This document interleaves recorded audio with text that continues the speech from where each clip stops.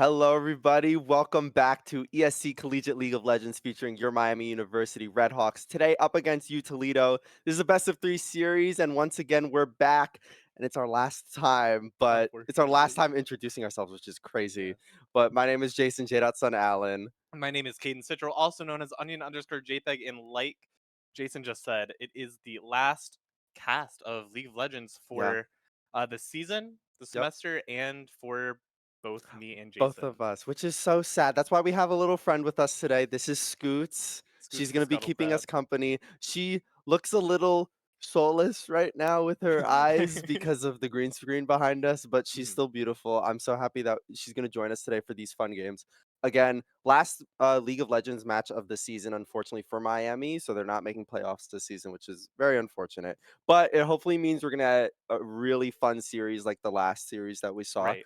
Hopefully, we'll see some more 16-minute victories, some more crazy, weird shenanigans today. I'm just super excited to see what they have cooking up. And I'm going to ask you again, what do you want to see today? So we were talking about it on the way down. Absolutely. I think a full stacking team would be really fun. Something like a Nasus Scion top lane, Bel'Veth jungle, Vagar mid, like that in the mid lane, um, Asol, Smolder, Senna, something like. I just want to see Smolder played. Yeah, I can tell. I love Smolder. I as for me, I'm trying to think. I think I just wanna see more stuff like game 3 of yesterday, where I either get to see Evil Lobster's Shaco again, Hmm. or stuff like Naafiri, which is just a wild pick, but we are heading right into draft, so we're gonna get our answers given to us very soon. Toledo is on blue side, so they'll be picking first. Let's go through bans. I'm sort of curious if Miami's going to have a very set approach with this draft and sort of have a coherent team comp with some sort of funny thing, like you Uh huh. said, of all stacking, or if they're just going to go wild in individual lanes and just have fun. Or you never know. Maybe they're gonna be taking it seriously and we're getting baited. Yeah. Yeah. But Yeah. it's last game of the season, for these players. You definitely just want to leave off on a fun note, leave off having a great time. But we see so far the bans that we've been seeing all season against Miami, at least Yeah. the Milio coming through already. I wouldn't be surprised to see stuff like Shinjao again as well. Yeah. And Camille banned out for Toledo here. They do have a uh sort of Camille player. Maybe in past seasons he's played a little bit more, but he's played a few games of it this semester. Oh, the Camille being a strong pick. I think she's a little weaker with the changes to the lanes, um, making the lanes wider, causing it to be a little rougher for her to get her hook shots off. Pike, Varus, Ivern, all banned out as well. Yeah, I mean, Varus is the absolute comfort pick for NTSP. Like, we see this guy always gravitate towards the Varus, and I'm kind of excited if he feels like having fun today. Like, what is the first fun champ that he has to bring? Because it feels like every single game it's a Varus. If Varus gets banned, it's maybe sometimes Ezreal. Um, Telling ya, it's a Smolder. I would love Smolder to see incoming. Smolder. I love stacking champs because you always sort of have that security as a Right. team. And also, if you're having fun in a game and you're playing a stacking champ, you can always we scale, the Right. classic line. I do really like this Twitch ban by Miami. Camare, the ADC for U Toledo has a very scary win rate with a lot of games on Twitch, of standing around a Oh 70% win rate. no. Veigar going to be picked up for U Toledo, and Miami going to Let's lock in the go. Nidalee, maybe a Renekton top lane here. Renekton Yeah. Nidalee being a very common combo for in pro play at least, especially when you and your jungler are very communicative. Yeah, I think we should be a little bit more specific in maybe Korean pro play. Nidalee is a extremely difficult champion to play, but Yes. it is a champion that if you know her, then you can just absolutely take over the entire game so quickly from the get-go. Like Right. from minute one, you can just curb stomp the enemy jungler and just have a fun time. So assuming that's going to Evil Lobster, I'm really excited to see him play it. because I think he's the type of guy who really has a lot of familiarity with controlling the jungle and being in the right place at the right time. But like you said, assuming it's Evil Lobster, Nidalee has been played in other lanes, not to a great deal of success. But mid lane Nidalee and top lane Nidalee are both things that exist. Support Nidalee exists as well. They aren't great. Smolder! You got it. Your Smolder! Let's wishes have been go! their Smolder Misfortune is also locked in. So I'm so excited to see where the Smolder even goes. I've played against Smolder top lane. I played against Smolder mid lane. Like this champion, because you can just sort of you just want to stack and kind of go anywhere right now if you want to have fun. So I'm super excited to see who ends up picking that up. Especially, I'm sort of thinking Quaker might be taking it Uh-huh. because Quaker loves those stacking champions that have like a pretty safe laning phase. So I can totally see that going to him. Or who knows, maybe it's just a Misfortune Smolder bot lane and it's just a play aggressive. I will say the Misfortune Smolder combo does kind of work out. Smolder wants to be able to hit those early Ws, the sneezes, and Misfortune has a way to basically guarantee it with the, I think it's Make It Rain, Yes. slowing the enemy, and then Smolder gets to hit his W very easily, basically for free. I think that could be a good combo. Like you said, Quaker does like playing stacking mid laners, and Smolder can really be played in a variety of positions. So we'll have to see. Lucian picked up and Udyr. I don't think we talked about those Oh for my you. god. Toledo Fizz picked up for Miami as well. I This is hate that little this is what fish. I meant by I wanted to see stuff like the Nefiri that we Uh huh. saw in game 3 on Wednesday. Like Fizz, man, we haven't seen Fizz in a while. Fizz was actually in a incredible state at the start of the season. Like borderline needed a nerf immediately, and that's kind of what happened to him. Historically in pro play, we've seen Fizz typically build tank. I don't think we're gonna see that. It could though be that Fizz top lane, but I don't want to make any predictions when it comes to Miami's draft right now because it's so clear they're just having fun. U Right. Toledo, on the other hand, though, they do have a really scary front to back with the Udyr, with the Vigar cage. Lucian mid game is just so strong, and then getting the Jax as well. I mean, this is just a very strong team comp for them. The question is, who is their support? I think it's a Vagar support. Just I don't think it works really well with Lucian, but I mean the cage is fine. Yeah. So I would have to assume, considering looking at the rest of their draft, I think it has to be a Vagar support. For Miami, it's the same thing. Who's there's 380 Cs. Who's All where? right. Who is what? It could be a So Kaisa top. We did see that on Wednesday. yes, we did. I believe when we saw it on Wednesday, you can correct me if I'm wrong, it wasn't the weird like new build that's going around that I think LS is the one who made it work. I think we just saw it yesterday in LCS. It's basically like a Muramana into full AP with Ludens and Crypt Bloom. Um, do That's what he played. yeah, I'm kind of excited to see if that's the direction. It sort of feels like it's going to be the Smolder Misfortune bot lane if that Nidalee gets switched. I'm hoping the Nidalee gets switched. Right? I don't think Smolder jungle is playable. For all we know, NTSP wants to play jungle Nidalee, but I believe you do have to announce those changes. So what do we think so I far of Miami's draft specifically? Because Toledo's, it's for the most part what we've seen a lot this right. semester of the Jack's top, Akali every so often. The Udyr was super strong in the early stages of this season. The only really unconventional thing is this Vigar flexing to the support, which may or may not matter. Depends again on whatever the heck this bot lane from Miami is. Right. It's going to be a very interesting draft once we get in, or game once we get into it. Lots of weird picks. Miami definitely did just want to have fun.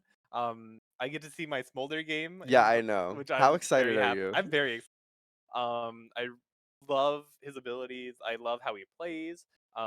And I can't wait to have to or hear you have to yell "mom." That Um, is true. That's something that I've always said off broadcast is I can't wait to cast a Smolder game because his abilities are Achu and Flap Flap Flap and Mom.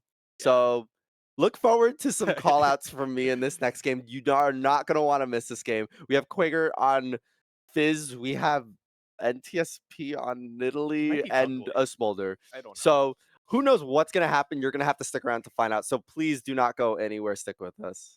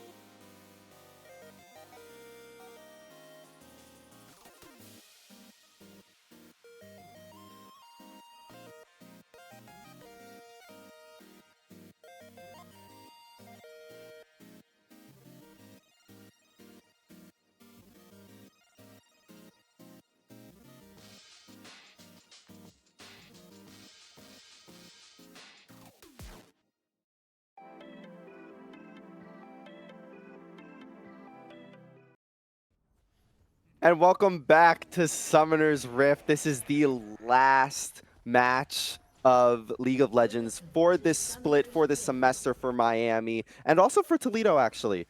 So Miami having a little bit of fun here with their draft. It actually is a Smolder jungle. Evil Lobster did take Smite. Incredible. I don't off the top of my brain, I don't believe you get stacks off of hitting monsters. So the stacking is going to be very interesting, at least for Evil Lobster, but they're already setting up with an invade here. Also, Quaker on this Fizz, I am beyond excited to see. It's going to be so cool. This Akali has no flash, and that's going to be something to keep in mind when we see roams coming through. But this Veigar is checking the bush, is going to get a stack with this Baleful Strike, and now Miami sort of has been snuffed out, so they're going to have to walk away. So you are correct. He does not get any sacks off of hitting jungle minions, but he does get it for killing them. So that's how you have to stack, I guess, if you're looking at this evil lobster. Yeah, this is going to be really interesting. Also, the Nidalee Misfortune bot lane, and this Nidalee NTSP took a Doran's Blade. Is this going to be an AD Nidalee this It game? looks like it kind of has to be. This is kind of a weird choice. It's more Oh, free yeah. Yeah, stats. more Baleful Strike stacks, but it's a pretty good response. Some gold in the pockets of Valensala. for with her 5. support item. So yeah, this bot lane is gonna be really interesting, especially with the Lucian. If you do not want this Lucian to get ahead early this game, but when you're playing Nidalee, you kind of want to be the one to get ahead early Right. always, even if you're in lane. So I think this misfortune is going to sort of help that occur and try to push this Lucian back from the wave as much as possible. The issue, right, is because Lucian is so strong early game. He is strictly an early game character. Falls off really hard late game. So if you don't get that early lead as Lucian, you kind of shut him. He's kind of shut down. But he's also very strong early and scales really easily early game. So he's going to be very, very strong, and this Nidalee doesn't look like she's loving it too much. Yeah, already a lot of poke being taken and Mid a lane. decent amount of stacks are occurring. Meanwhile, though, mid lane first blood has already occurred, but it is traded back. It's a 1-for-1 in the mid lane. A trade of Ignite for Flash and Ignite on Quagert's side. So interesting conundrum in the mid lane. I'm sad we didn't get the chance to see what happened exactly, but it does go in the favor slightly of Toledo because they were able to get the kill before. And the Akali is forced to TP. She's not going to be able to get this under the turret before Quaker gets there. So there's no loss in XP, but there will be some loss in gold, probably because I don't think Quaker will be able to kill all these minions under his tower. Yeah, Fizz wave clearing, especially early, it's not the best. You really just you rely on your playful trickster. Meanwhile, though, in the top lane, I was gonna start talking about this matchup, how Kaisa can really poke out early. As long as she has the health advantage, she's pretty good in this Right. matchup. It's just when she is even or lower than this Jax, the Jax can look to all in, and it's gonna be really difficult for this Kaisa to claw back in the fight. The thing with Kaisa, in lane at least, is sure, Jax has this evasion, and we see this used, but Kaisa's W does a lot of damage and hits Oh, through proccing the ghost evasion. already, yeah, and the flash spawns from Jax. Another flash used by Final Boss of Ohio. Oh. Going to be using the E, but this is really close. And a cannon minion wave comes. Not a kill you're looking to see. Evil Lobster comes up, though. Gets the kill, gets the stack additionally from the Super Scorcher Breath. So it is a 1-for-1 trade in the top lane, and Evil Lobster can sort of cover for the wave. That was, I think, worth it for Miami.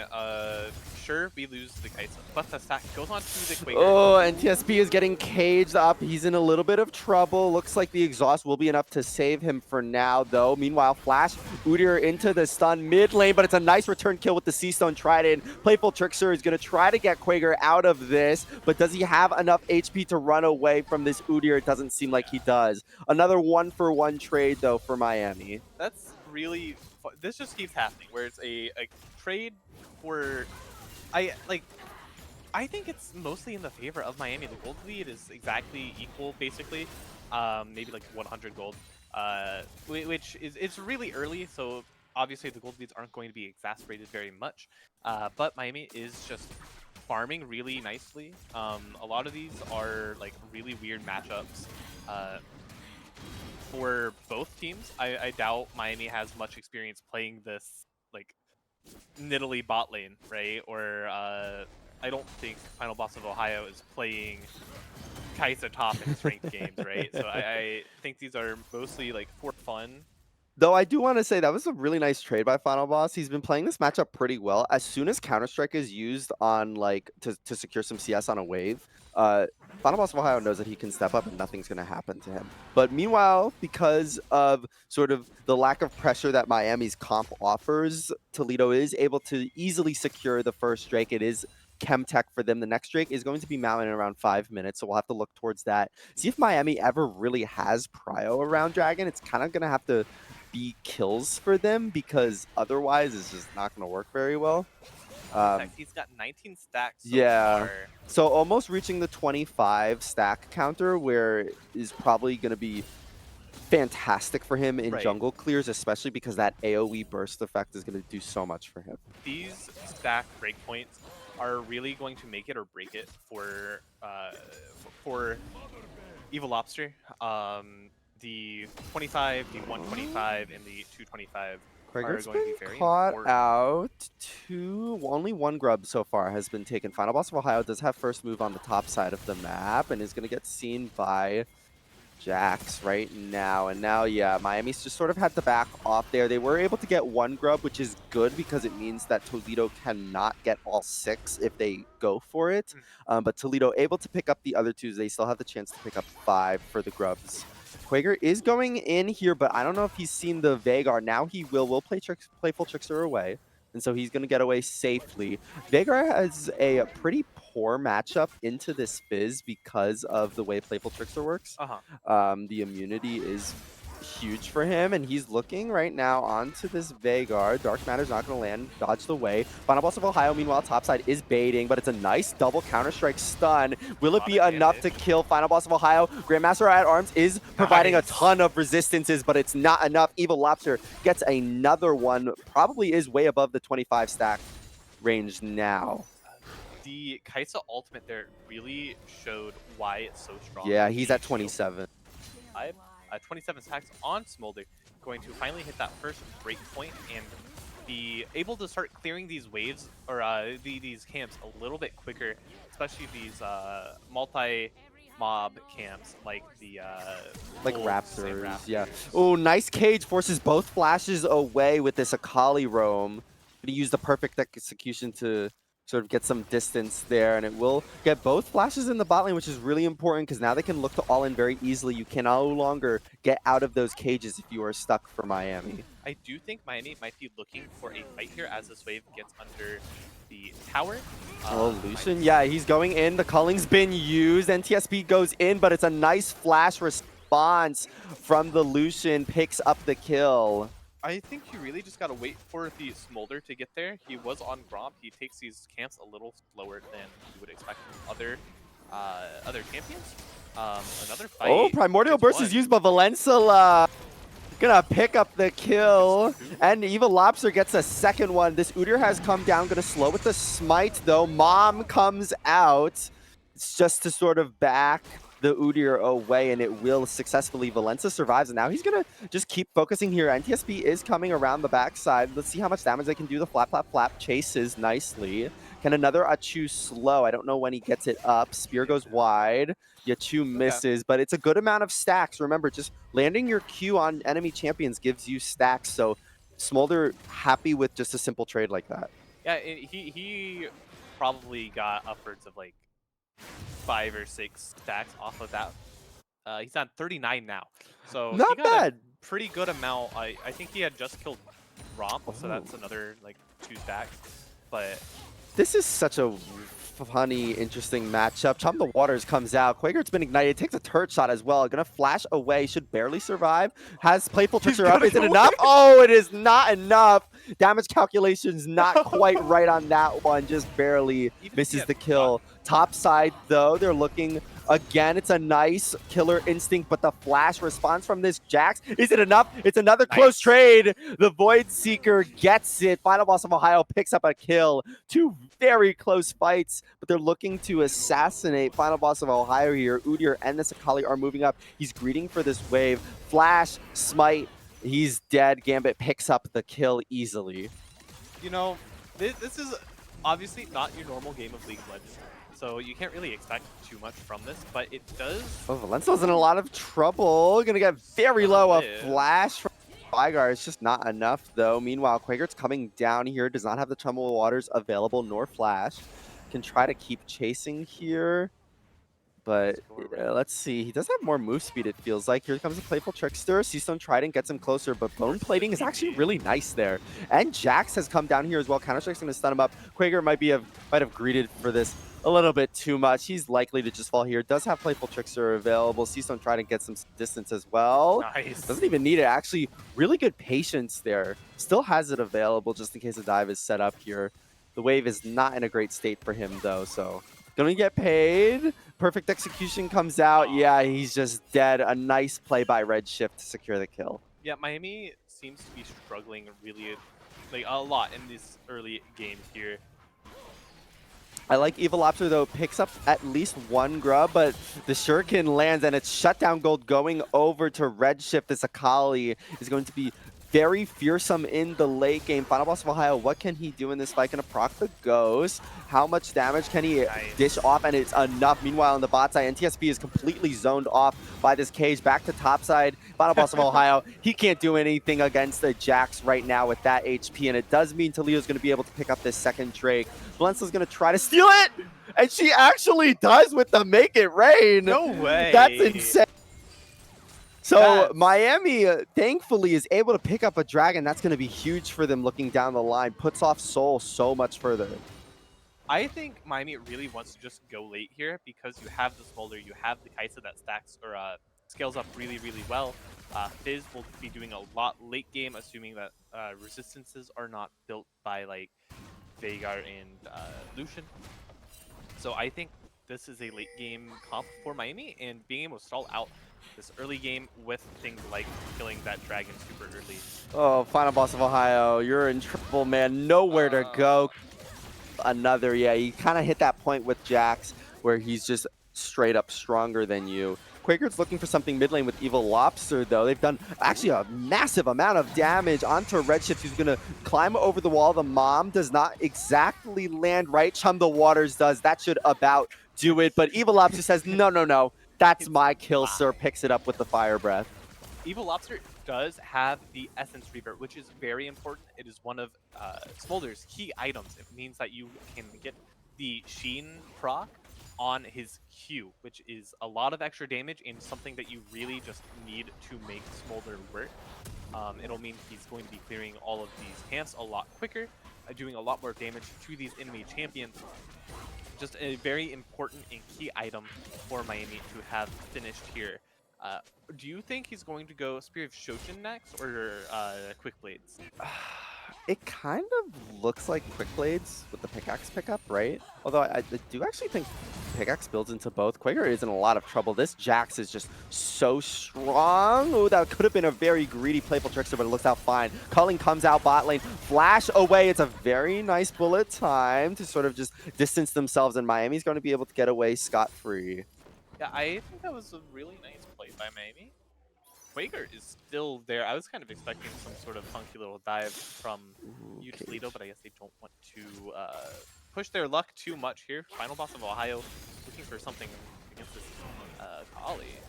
Yeah, let's see, but they're looking bot lane again. Valencia has flashed forward, flap, flap, flap over the wall, into the flash. Super Scorcher Breath picks up the kill. That's such a good amount of damage already, and he's getting even more stacks. I mean, once he hits 125, it's even going to get easier to start stacking. Right. But, like, you are really aiming for 225 on Smolder. You feel like you sort of become a whole new champion when you hit that point. He's at 75 currently, so he is really not struggling at all. Has he seen this Jax? I don't think he has, and he's going to get chased by them. Nice Make It Rain slows down, but they still land a Counter-Strike stun. Mom comes out, but it's not enough to get the shutdown.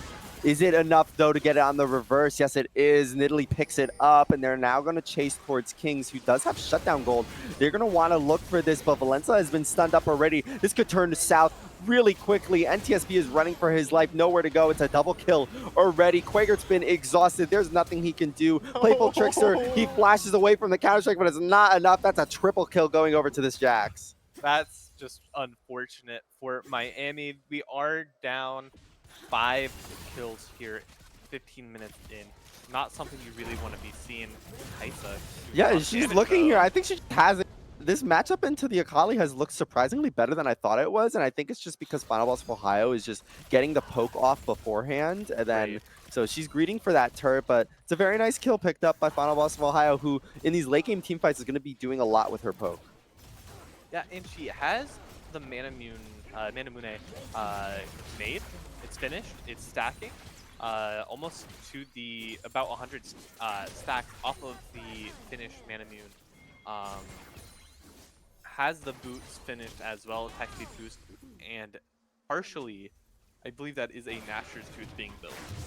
Yes, I'm really intrigued. It's not exactly, I think, the build that LS has been hyping up on this, but Quaker's in a lot of trouble. That Shuriken's already hit. He should be about dead. Chum the Waters lands, and it could be enough for Evil Lobster to finish off the kill, and he just barely is able to get away from the culling. Can Valenzala finish it? She absolutely can with her lethality. Doesn't even have a full item completed, doesn't even need it. The Lucian just kind of sat there in bullet time, taking so much damage, and then she was just able to auto him down a few times and kill him fairly easily. Smolder should have died though. Yeah, 100% it should have was died. so close. The flap, flap, flap movement speed just gave Evil Lobster just barely enough to get away. Rift Herald just taken by Toledo there. We 100 have Hextech, stacks. Drake, Hextech Soul this game coming up. Very nice slow by Kings means that he can continue this chase. Final Boss of Ohio, again, nowhere to go. Miami really struggling into this Jax. I would be very scared if I was Miami because you want to go late. But this Jax wants to go even later, right? He is just a stat stick of a champion. Loves loves getting full items, loves doing a lot of damage. Oh, they're looking for NTSP. A flash from this Udyr stuns him up. He should be about dead here. Nowhere to go. Primordial Burst. He's doing the best he can to kill this Vigard. It looks like it's going to be enough for Evil Lobster to clean up the job. Quaker's distracting in the front lines of this fight. Here comes this Jax. Chum the Waters is going to go wide, though. There's the counter strike. Bullet time is used to sort of get them away, but this Drake is just going to be going over to Toledo. Mom comes out. Not really doing anything. Right, I think Miami just sort of wants to disengage this, but they still are dancing around this fight. Final Boss of Ohio has arrived. I think Evil Lobster can just afford to just get a bunch of stacks. Well, that's going to give a stack of... Be in some trouble, though. Make It Rain is nice to slow. Does pick up one kill onto Quaker, but it's not enough to get him out alive. Final Boss of Ohio is able to pick up the kill. I do want to take a quick second here to talk about these builds. Nidalee going Blade of the Rune King has a Sheen as well. Maybe something like Trinity Force. I genuinely have no idea. I have no And then Vagar is actually just building straight up support this game. He started with a Redemption. So some very interesting builds on both sides for these teams. Other than that, though, pretty conventional. You know, the Udyr taking the Leandries. Valenzala, I love that not Kaisa in was trouble. just It's okay. ignoring. NTSP, though, he's absolutely in trouble. Another kill is going to go over to Kings. He's godlike, absolutely. There is a quick silver finish for this Smolder. Going to be doing a lot of damage now, being able to get a lot of resets with his flap, flap, flap. That's what I mainly use it for, as well as getting the extra damage from, or extra reduction on Scorcher Breath. Quaker just able to pick up a solo kill onto Camaray. We'll get it out of here alive from the Udyr. So, I mean, Quaker's scoreline doesn't look great, but he's been very active in these team fights. You know, he's playing Fizz, and it's about kind of what I expected to see from Fizz is sort of you whiff Chum the Waters, and then what happens? Oh my god, so much damage going into Evil Lobster. Flap, flap, flap is not enough movement speed. He's going to have to flash over this wall, but it actually might be enough. Mom is used, doesn't even need it, though. Final Boss of Ohio picks up the shutdown. In trade, though, is this Rift Herald going down mid lane. It's a nice cage to stun up. Quaker's looking to go in, does get exhausted, means he has to go out. But going back in is the Vigar. I think he wanted to Primordial Burst, but it just didn't do enough damage. Picks up the kill. And Miami's kind of happy with that. The Rift Herald charge did go off, but it's not looking abysmal for Miami. No. It's only a 1K deficit so far. Can we get a Smolder stat check real quick? 147 currently. So Very he close. has that second breakpoint, getting fairly close to his third. The third being the execute, obviously. Are they gonna look for this? I don't think no, so. I was waiting to see if Final Boss of Ohio would want the Killer Instinct because he did land the Void Seeker on that. But not going to look for anything. They're just going to pick up the turret and leave. That is Miami's first turret. And I think that's where Miami is really struggling so far this game is their team comp is so much of a fun little mess that, you know, they have like really no pushing power. So it's good that they're finally able to pick up something on the map to open it up, especially that it's bot side, which is nice because Dragons is where you're going to start to see Miami struggle as well. These objectives are very hard to take with a team as squishy and volatile as they have. Yeah, and that is something we haven't really talked about, is just how squishy Miami is here. They don't have any tanks. We have 3 ADCs on the team. Um, Fizz is building not tank Fizz, which is normal. Don't get me wrong, that is normal. But in this case, I think it may have been needed. Um, and then you have a Smolder, or yeah. Yeah, and I think, honestly, out of everybody, Smolder has been doing the most work here. Quaker's already below half health. They cannot really look for this. This Evil Lobster's damage, though, has been great. Final Boss of Ohio is being chased. Very nice killer instinct. Now he can kind of look here. There's no Counter-Strike available. Grandmaster Vars isn't going to do anything for you, sir. Kings goes down again. So Final Boss of Ohio really playing, this is the second time he's played this Kaisa top, and I'm sort of loving it. But as I say that, of course, he's caught himself out. That's an easy shutdown going over to the Red Shift. This game does have a much better early game than it did. Oh, in the nice previous one. flash trickster means Quaker is going in, but his team just doesn't have enough damage. Going to fall to a primordial burst, will get traded, and TSP is dealing as much damage as he can with these spears, but it really is not a lot. Flash in from this Udyr. Mom comes out. Evil Lobster is so far untouched. Now it's going to get touched by the culling. Bring him down to around half HP. This Lucian is very low, though. Evil Lobster might want to look for him. It looks like he is. Now he's just going to fly away. He tried, almost. So was able to kill him. Not enough, though, to take out Camare. But yeah, I mean, like, stacking-wise, 182. 182, almost there. Once he hits 225, again, Evil Lobster is really the soul of Miami right now with this team comp. It's kind of the only thing that's conventional here. I mean, yes. Not really. I mean, it's jungle. Yes, that this is fair. It is jungle, but it doesn't even feel like he's playing jungle because he's been stacking for the most part pretty well, is building sort of the stock standard build rather than the tankier build.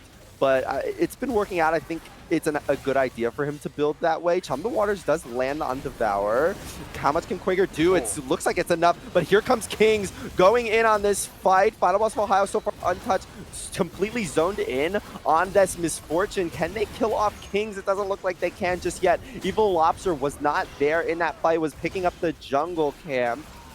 Can he do enough here? They are actually able to kill off the Udyr and this Jax, but now the Lucian and the Akali are still alive. It's a double kill so far. Will likely be a triple here. Evil Lobster is cutting out to the best of his ability. How much damage does he have? Very nice dodge, but this Lucian can sort of do enough. They have to be sort of careful, though. Mom comes out. It's a nice heal, but it's not enough. Shutdown goes over to Camare. So this is exactly what we mean when Miami, or when we say that Miami does not have a tank.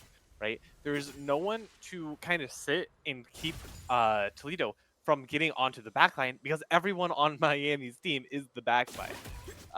They all do a lot of damage, but they can't take a lot. So they just have to rely on being able to kite and really zone out Toledo. But they don't really have any ability to do that. So we all just kind of follow this Jax jumps on top of them, and it's really scary for Miami to continue these long fights. Yeah, as much as I love the fun of this Nidalee bot lane and this build, it really is, it just does not feel like it's doing anything. The damage is not there. There's not even really utility, though, and Iceborne was just built, so that's kind of nice, especially against the Jax, which we're going to see this happen here. But again, this on-hit idea for NTSP doesn't really work very well against a Jax who can just shred you to bits, as we see there. Yeah, it's really unfortunate. You can't really side lane if the Jax comes. You can't really beat with your team because then you die to the other ones on Toledo's side. So I'm not really sure what the move is for this Nidalee continuing on throughout this game. Going to be looking towards a Baron for Toledo. Yeah, and I mean, Toledo's playing it absolutely correct. They sort of, like, the gold lead is only around 1k, 2k-ish still. Quaker's gonna fall, absolutely. But anyways, the gold lead is only around 1, 2k. Now it's gonna be pushed even further, of course, because they take Baron here. But of course they can take Baron because they just have a more composed 5v5 team comp, right? Miami, to make this team comp work, kind of just needs to snowball off of side lane gotchas, like getting people out of position and just working off of that. But other than that, it's sort of just make sure the Evil Lobster is the last person that Toledo jumps on and pray that he can do enough in these team fights. Once he hits the 225 marker, it's a little bit more promising, but until that point, it's kind of almost guaranteed that Toledo wins every 5v5. So I think one thing that Miami could have done differently, if you have to play the Skysa top, if you have to play the Smolder jungle, if you have to play the Nidalee ADC, Right, because you have to, of course. I think what could have been done differently is maybe a Galio mid instead, giving Miami some front line to like block off. And Galio is one of Quaker's characters. He likes playing that Galio. So I'm kind of surprised something like that was not chosen instead of this Fizz. Well, we all know why, because who wants to play Galio Snooze Fest when you can play epic, cool Fizz gaming? He's going in here, Chum the Waters lands onto Kings. Oh my gosh, so much damage already comes out. Redemption, it's just going to help it further. Kings gets another solo kill, maybe his like 8th of the game. I would say a majority of his kills are just solo kills in the side lane, as Jax is officially known for. This Jax is starting to become sort of a raid boss, and it's really, really scary for Miami because you have a lot of damage, but if he gets on top of you, it is just a death. Yeah, I will note, Evil Lobster has hit 225. So he has the Elder Dragon execute, basically. Final boss of Ohio is going to get stunned up by a cage, though, and just fall like that. Evil Lobster's going to face check this bush, going to get jumped on, but that should be enough. It's a nice execute. Great bullet time as well comes out from Valencela. So, again, Miami has a life. I would say the life is entirely in Evil Lobster's hands. Maybe a little bit in Valencela as well. I think she's been performing really well. Had built Hubris this game, which is so fun, so funny. It is important to call out that while he did hit the execution stat, or the execution threshold, Smolder recently just got a fairly large nerf where they increased the amount of, or I guess decreased the amount of health needed for the execute to go off. So you need to do more damage before you can get the execute, which is fair, but it's going to hurt Miami because by the time they're that low, you're probably going to be killing them anyways, so it's not too much, but going to be dodging all of NTSP is just dancing. I mean, what more can you do with this Nidalee right now? Let's see it. You know, I really want to see NTSP 1v1 someone like this Vhagar and just to see what happens, and we're seeing it here. Let's see this attack damage, just poking to the best of his ability. Bullet time comes out, it's not exactly great, and now the rest of Toledo has showed up. NTSP could be in trouble here, gonna get slowed by the empowered ult from this Udyr, and here comes this 5v5 team fight. What can be done? Alkali has been taken solo already, but so is Evil Lobster. Mom comes out, but it's a little bit too late, and here comes Kings on the edge. It's gonna be so disastrous for Miami, but they are able to get away under their turret safely. Quaker's now looking here for more. What can he do, really? Playful Trickster. He's just going to get stunned up. Kings gladly takes that one.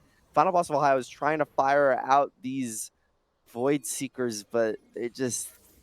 Toledo's able to get away. You can see it here. I mean, Miami's having fun, and you love to see it, but it's very unfortunate that this team comp was just, like, not able to kickstart itself. Yeah, there's really nothing you can do here as Miami other than just keep farming and hoping it works out. None of these fights are really going in Miami's favor, unfortunately. I think we got a little too silly in this draft. We'll have to see how we decide to play it out for the rest of this this game. I don't really know what you do, honestly. I think, again, it's just betting on Evil Lobster here, sort of just have fun and pretend like the rest of you are a frontline and just see if Evil Lobster has enough peel through that way, like sort of using Chum the Waters as a peeling tool, because unfortunately, like, it's never landed onto Camera. Even if it did, I don't know if it would be enough because this Lucian has a decent amount of peel. But of course I say that. And here it goes. It's going to land. Let's see how much damage Quaker can do. Very nice. And you know what? Shutdown, solo kill, easy from Quaker. I love Caster Curse, you know, man?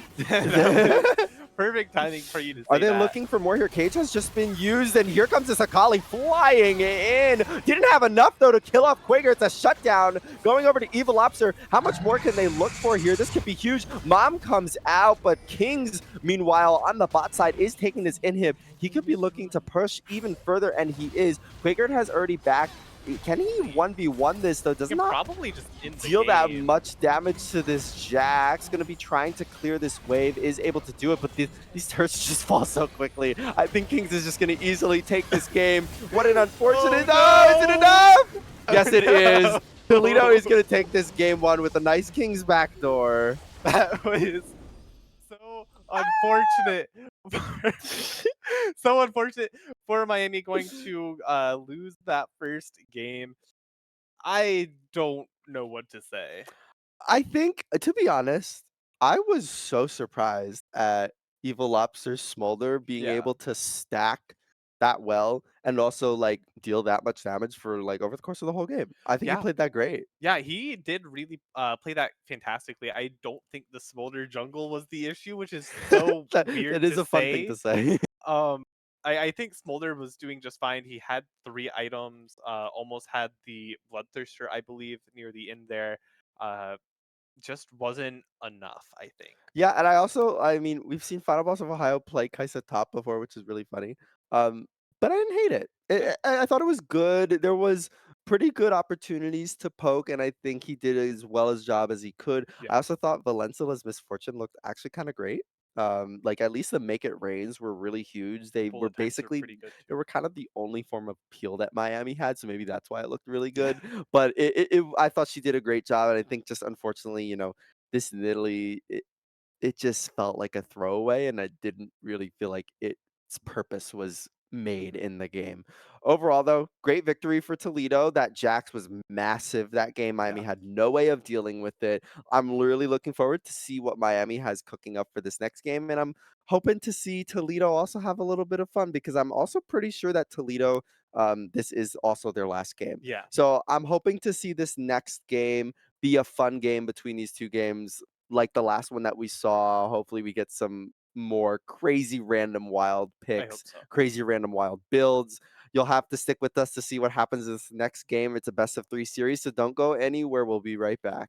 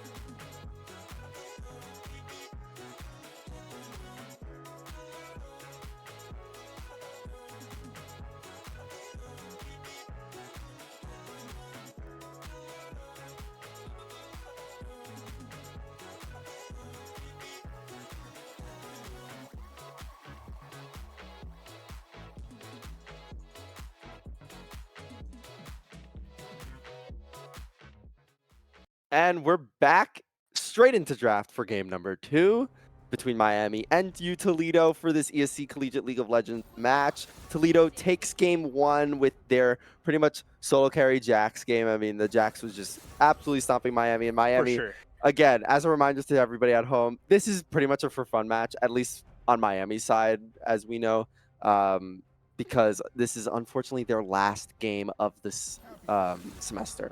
So this could quite literally be their last game because they dropped game number 1. It is the best of 3, so if they win this game, they get one more. But if they lose this game, it's really the last one. Bans coming out by both teams. Ivan Milio, Varus Same versus ones. a Pike, Jax, Udyr. Both Udyr and Pike, or Udyr and Jax were both characters picked in the last game that Miami just doesn't want to see again. Yeah, I like the Jax ban. It's kind of Jax is one of those champions where you kind of just can't pick anything into it. He has very specific matchups that are favorable for you. So I like banning that away because if you are trying to have fun, Jax can kind of make you not have fun. I agree. I think Jax is very lame to play and play against. He is, by the definition of the word, a stat stick. Yes. He has a lot of outplay potential, but it is strictly just outplay potential. And whether or not you have more items, it is going Classic. to be an Udyr or not Udyr. Trundle Ash picked up for Miami versus the Viego on the Toledo side. I'm so happy to see Evil Lobster on this Trundle. I'm assuming it's I shouldn't speak too soon, genuinely, because who knows what Miami's cooking up here. But the Trundle is so classic Evil Lobster, and I'm so happy to see him on it for potentially his last game. I will say, we did see this exact first 2 picks during the 15-minute match. This is true. Are we going back to the Belveth pick? Ooh, it's a Shaco picked up by Toledo. You know what? Okay, let's go Toledo. Toledo's gonna have fun this game too. That's really what I was looking to see. But for those who don't know, Caden just mentioned it.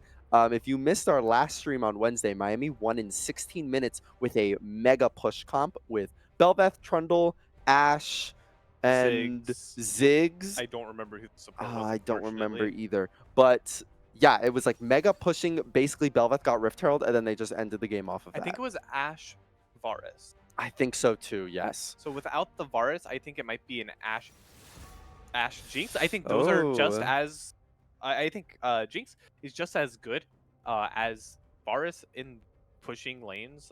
She gets not hyper, but whatever her passive is when she destroys structures or gets kills. Yep.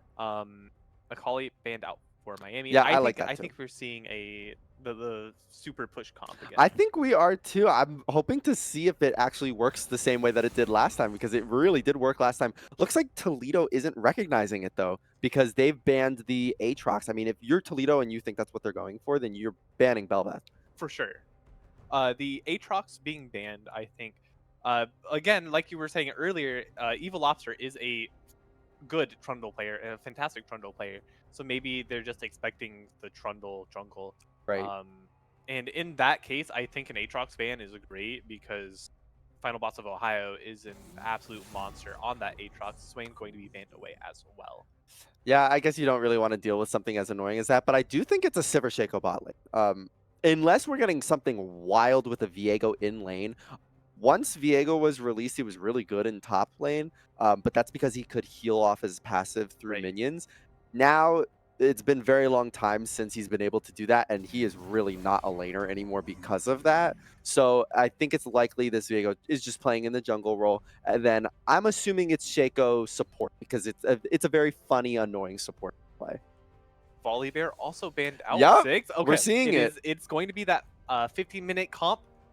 Maybe not actually going to be another 15-minute game, but the idea, right, is you have all of these champions that are just so good at pushing lanes, so good at destroying towers, that in the end, Miami is just trying to get the passive from Belveth by killing the Rift Herald, summoning a bunch of Remora, and hopefully just absolutely pushing it down one of these lanes on the Rift.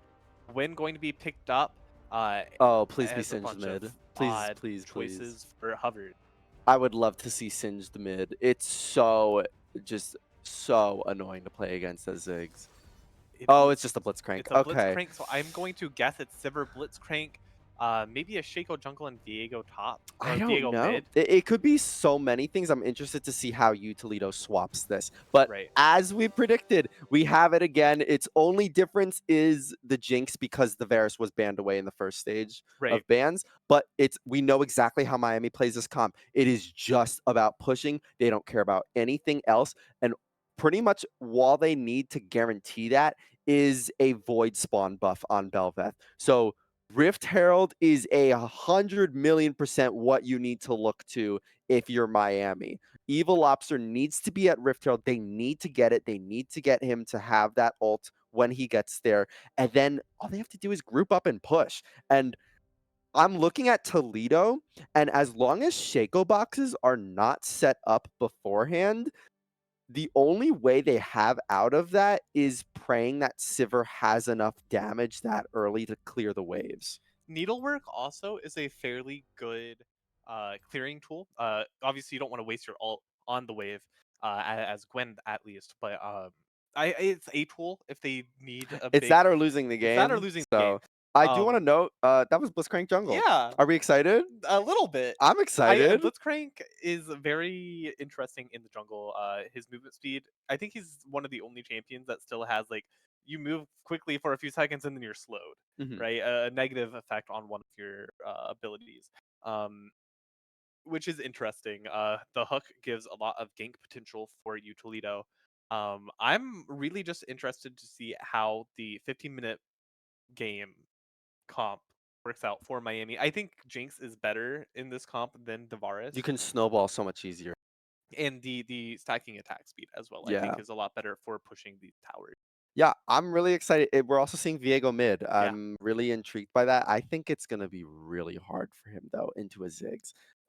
Ziggs loves these melee matchups where he can just spam Q, and it's really easy to push a wave into a Viego. Uh huh. Um, and again, as we mentioned earlier, Viego doesn't have sustain anymore in lane. He's completely lost that. Right. His only sustain is if he's hitting an enemy, and that's not really what we want to call sustain, right? Right. So I'm really excited. I'm also intrigued. Sometimes when we see Blitzcrank Jungle, we see it built AD. So we might see that. It could just be a strict tank. It could just be simple support. We'll have to see. I'm really excited to see what happens in this game. We know this Miami comp. We'll have to see if it's executed just as well as it was last time, though. Don't go anywhere. If it's a 60-minute victory, you're not going to want to miss it. So we'll be right back.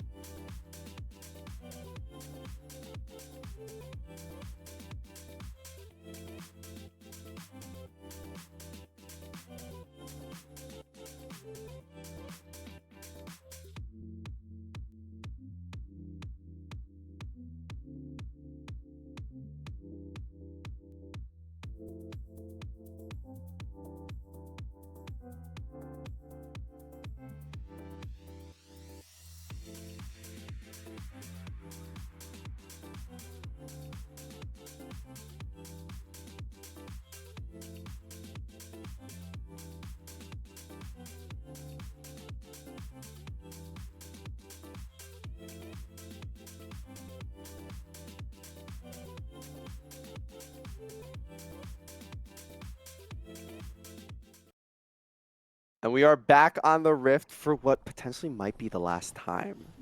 I don't want to necessarily say that because the last time we saw this Miami comp, it was so successful, right? Um, but again, if Miami falls in this game, that's it. This is the Yeah. last game of the semester for them. So we'll have to see if they can execute this comp just as well as they did last time. Evil Lobster has already found Kings, and yeah, that's actually a really important thing to note, I is forgot about that that. Final Boss of Yes. Ohio and Evil Lobster did swap, meaning that Evil Lobster is on his comfort champion, just not in his comfort. Exactly. And I think top is a lot easier to play than jungle. So I think he will be completely fine. I don't think he should be uncomfortable whatsoever going into this match. Belveth, on the other hand, is a hard champion to play, and jungle is a fairly hard role, at least this season, in my opinion.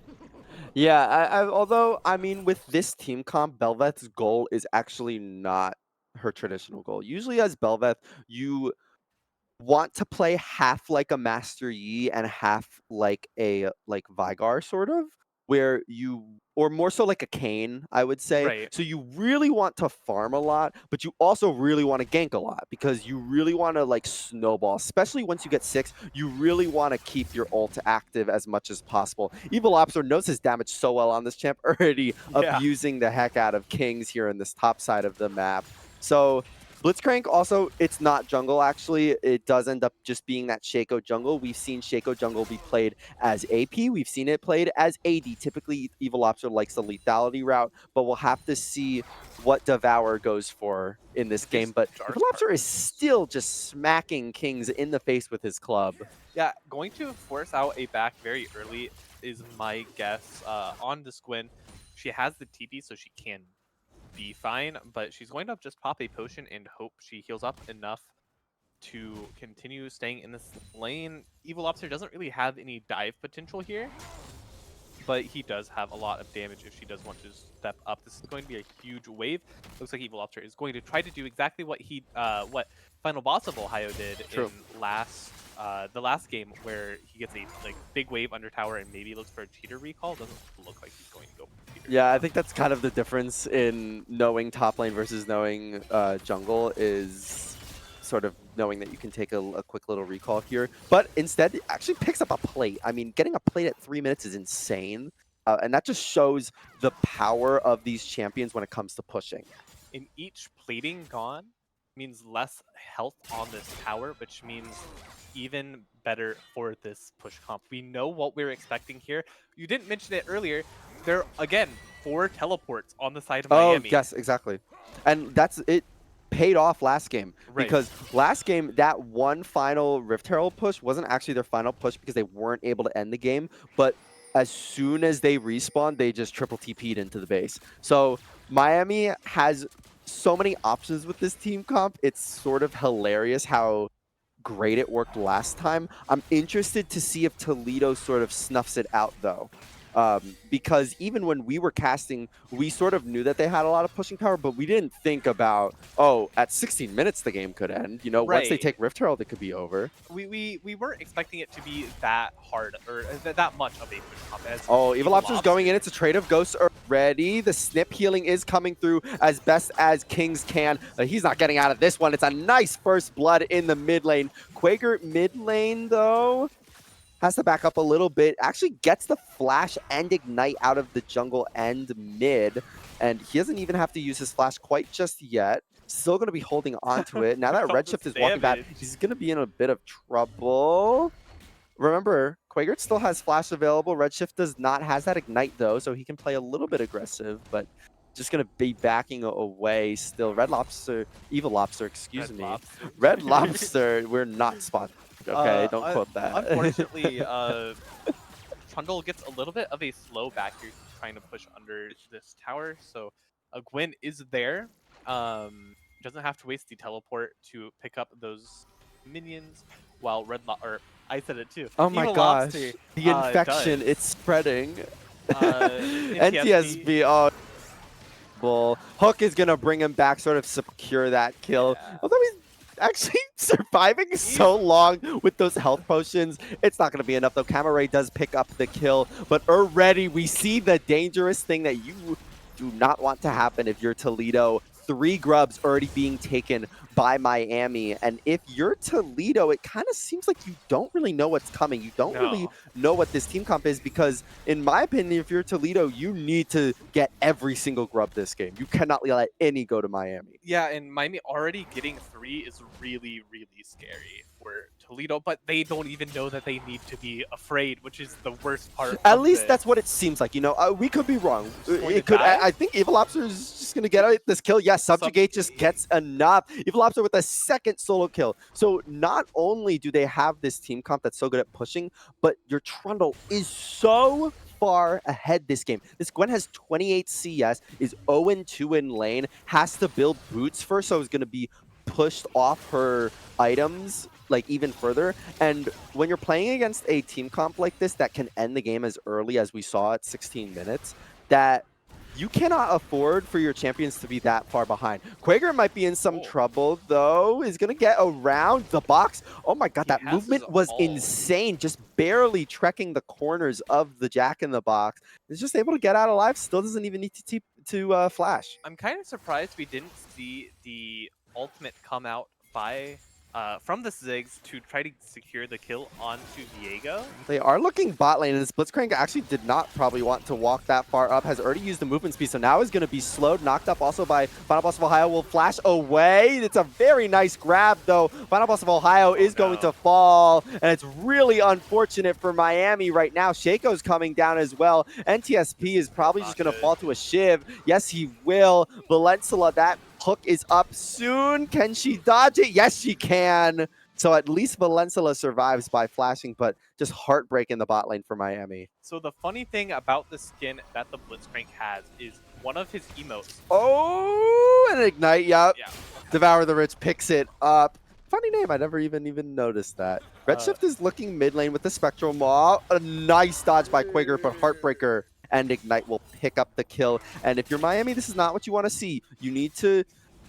You can end this game quickly, but you kind of need the early game to just be stalled out. Very, very mellow tempo so that you can sort of surprise them and not be brought down very low. And again, Evil Lobster now, he's in trouble in the top lane. Going to be ghosting away. Subjugate is used to heal. It's a very nice dodge from the snip.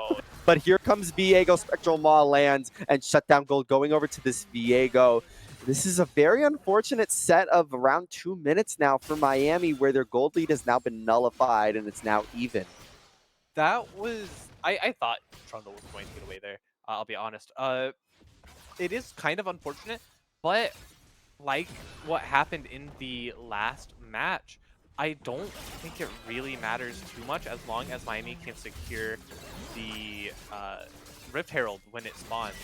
I think This that is is close. the win Okay. con. Oh, he didn't reset W there. So a little bit of lost damage, but he still gets it nice and healthy. Gets an ult as well, so going to be able to push out this wave nice and cleanly. Shaco is in the top side, going to try to cover this wave and will be able to pretty effectively. But I think actually, yeah, Final Boss of Ohio is just going to stay here. Now they can't. They can actually look on the Shaco, going to use the Hallucinate. Are they proccing the right one? Yes, they are. And a nice dash by this Bel'Veth gets Final Boss of Ohio away, but he's been ignited. Those Shaco Box hallucinates might just be enough to kill him. Yeah, Gambit picks up the kill. And now here comes the Redshift with the Viego. The hook is available, gonna hook back.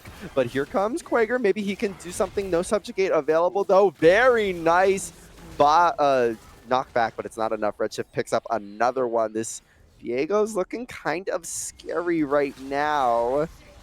And So, Miami just needs control of this map to keep this game going in their favor. this is really funny that a lot of these teams do... Oh, Valensula's been hooked. Oh, that's not what you want. There's nothing she can do. Yeah, she's just going to fall here. They just want to get 2 more if they can. They're kind of forcing this, though, and it's not going to go in their favor. Final Boss of Ohio is going in. Very nice. Mega Death Rocket by this Jinx lands. Nice dodges by Final Boss of Ohio. I don't think he can kill this Viego. Yeah, nice Heartbreaker from Redshift picks up the kill. Evil Lobster and NTSP are here, but they might just be here too late. Can he get at least 1 grub? No, he cannot. Here comes Jinx, though, and she's hyper. Yeah, gonna get one. Evil Lobster picks up another. It's shutdown gold onto the Viego. Hallucinate comes out. They've chosen the wrong one so far, but he's not gonna get away.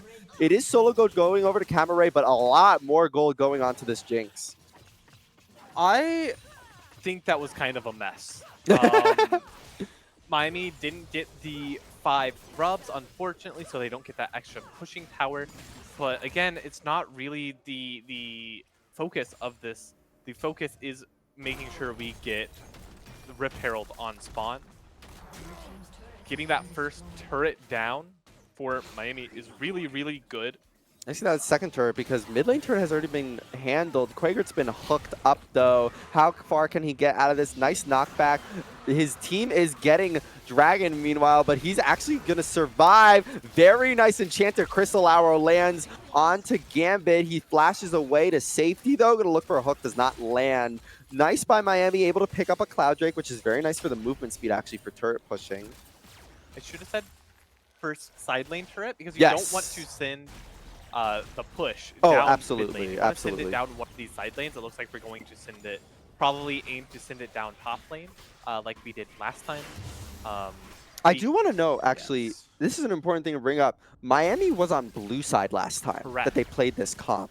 So I'm kind of intrigued if any of that changes. Of course, with the map changes, sides are, at least the map itself is not as stark as it used to be, but there are still some little differences that might cause this comp to move a little bit differently. Evil Lobster is looking top lane, but I don't know if he wants to look for this one. Viego's come. So has Devour and Evil Lobster, yeah. He's in a lot of trouble. Dodging with the pillar to the best of his ability. Needlework has already been used. Just running away, but he's going to fight Gambit as well. He's likely to just fall here. Hook misses, though. He's actually stalling a pretty good amount because Quagert's in the bot lane, going to use a Subjugate. We'll get hit by 2 turret shots here. More movement speed. Shiv isn't in range. Gonna block the Basclo. Now it is. He lives on a sliver of HP. The great escape. Sivers around the corner, though. How unfortunate is that? Camaray is able to pick up the kill, finally. Miami not able to get a whole lot out of it. I think Quigert should probably just greed for this here. Instead, he's looking to just fight Gamma Ray. I don't think he wins this, though.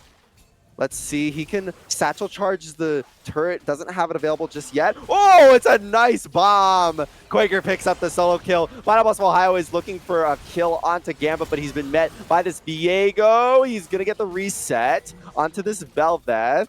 Let's see how much he can do. He's going to Heartbreaker over the wall to safety. Quaker, meanwhile. Oh, man, was that really tense. well played.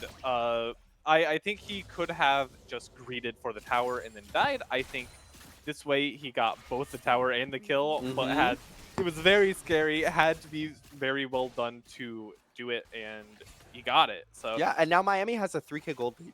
I mean, Right. they've completely bounced back in this game. It's huge. NTSP is really strong right now on this Jinx.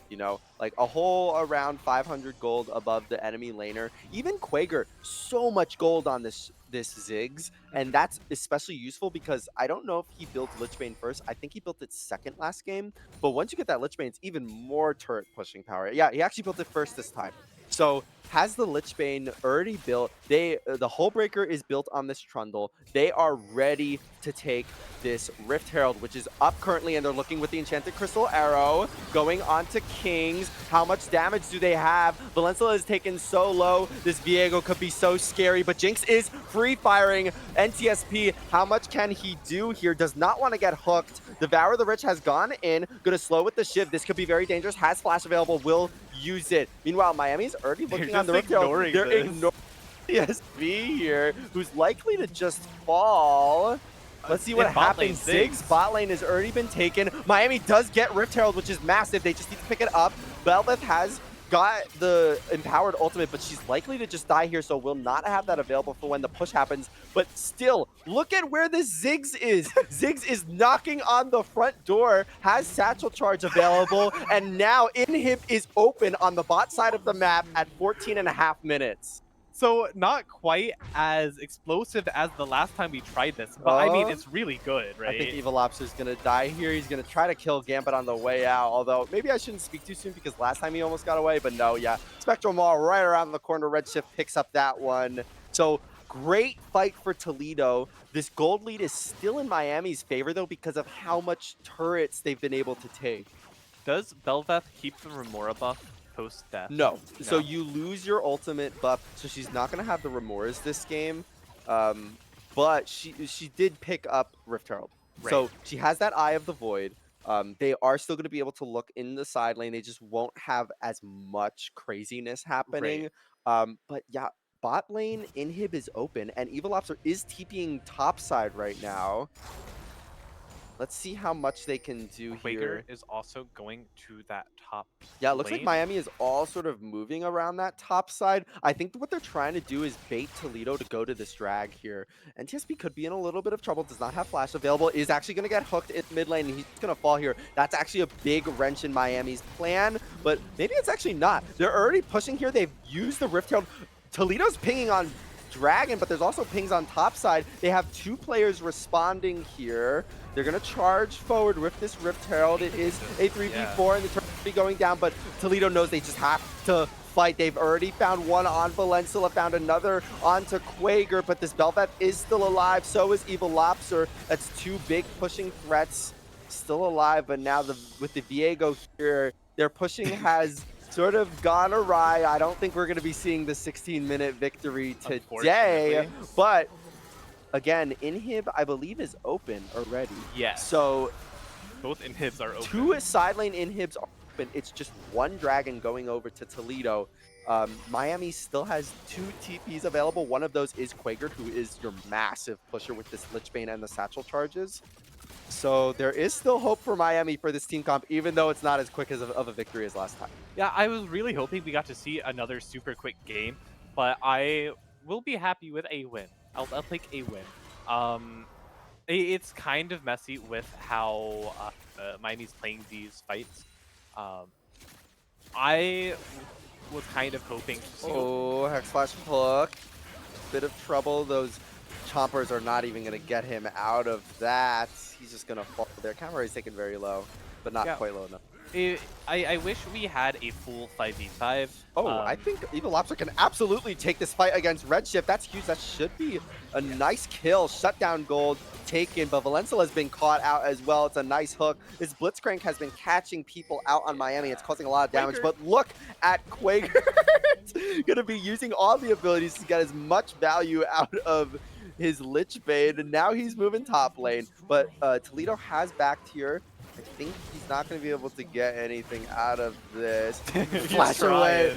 Do as much damage on those inhibs as possible. Will fall, but did get bot lane inhib. Didn't even use TP for that, so still has TP available. Yeah, it's kind of silly. I think it might still work out in Miami's favor. Gold is completely equalized. This Blitzcrank is just doing so much for you, Toledo. Yeah, he's really catching a lot of Miami off guard, and that's kind of what Toledo needs to do. I will say, compared to the game that Miami played last time with this team comp, Toledo's playing it a lot better. No. Uh-oh, and TSP is going to walk into one box. Will he walk into the other one? Going to kite towards turret instead. Doesn't even get a Hallucinate. Actually, Hallucinate wasn't even available, so picks up the kill onto this Shaco. I was about to talk about how we keep seeing in TSP solo die, maybe in mid lane, maybe in that case close to dying in the jungle, and it's really unfortunate because Miami kind of needs him to be alive for any of these team fights or pushes, because without him they lose a lot of pushing power and a lot of damage in these fights as well. Right, and you can see it because Toledo's playing this. They're playing against this comp a lot better. They're playing very aggressive. They want to take every fight they possibly can, but this fight might not look in their favor. Mega Inferno Bomb gets a shutdown. It's a really nice pillar Gambit as well. Super Mega Death. Finish it off. Doesn't need to. Evil Lobster will take the other kill. And now Miami, yeah, they already have a cannon minion wave. Let's see how fast they are able to push. 20 minutes until, or 20 seconds until Baron spawns. I think maybe they want Needlework we see used to try and clear this wave. Doesn't quite do enough.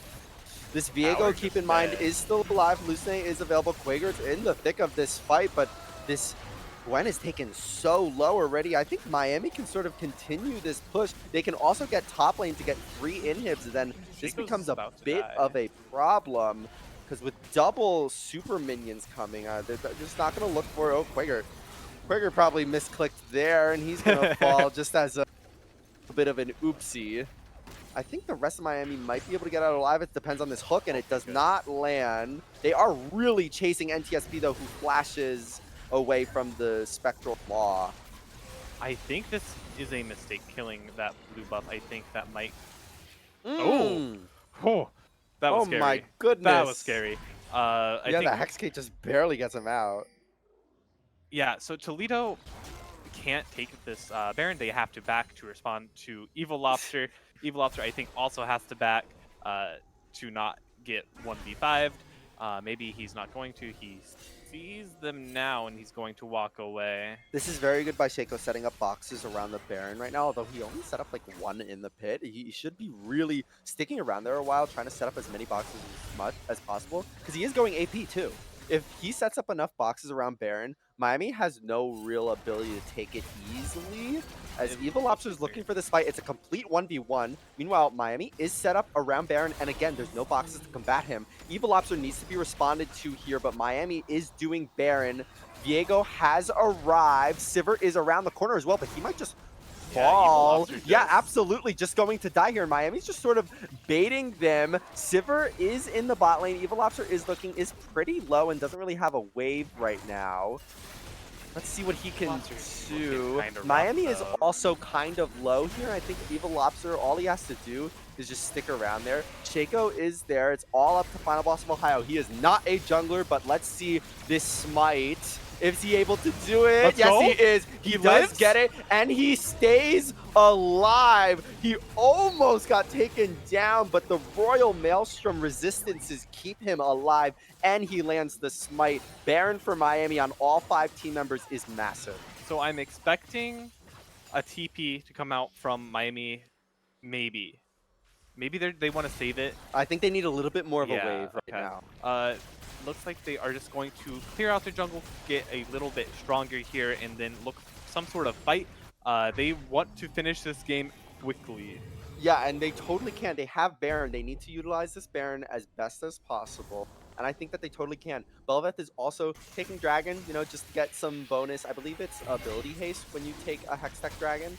So that's going to be very nice for Miami. They're able to pick that up. It also means a reset on the ultimate, and it's Baron Empower ultimate for Belveth. So all they really need to do is pick a lane and commit for Miami, because Belveth just needs to be in that lane, and then they can knock down these turrets with ease. Evil Lobster is going to be playing very slowly, trying to make Look sure how much damage he does to turret, though. And here comes Belveth in the mid lane. These waves are going to be very overwhelming. Nice Enchanter Crystal Arrow lands onto Kings. Isn't quite enough to take him out. Quaker, meanwhile, is just smacking turrets and going to get caught out. This could be dangerous for Miami. They've already had 2 members die. They're looking on the turrets. I don't think it's going to be enough. Belveth is going to get out alive, though. But maybe all not. of Toledo's lanes have died. Yeah, Belveth, how much can she do here? Heartbreaker flash, gonna pick it up. It's a nice ace from Toledo to save the game, but is it gonna be enough, because that base is open?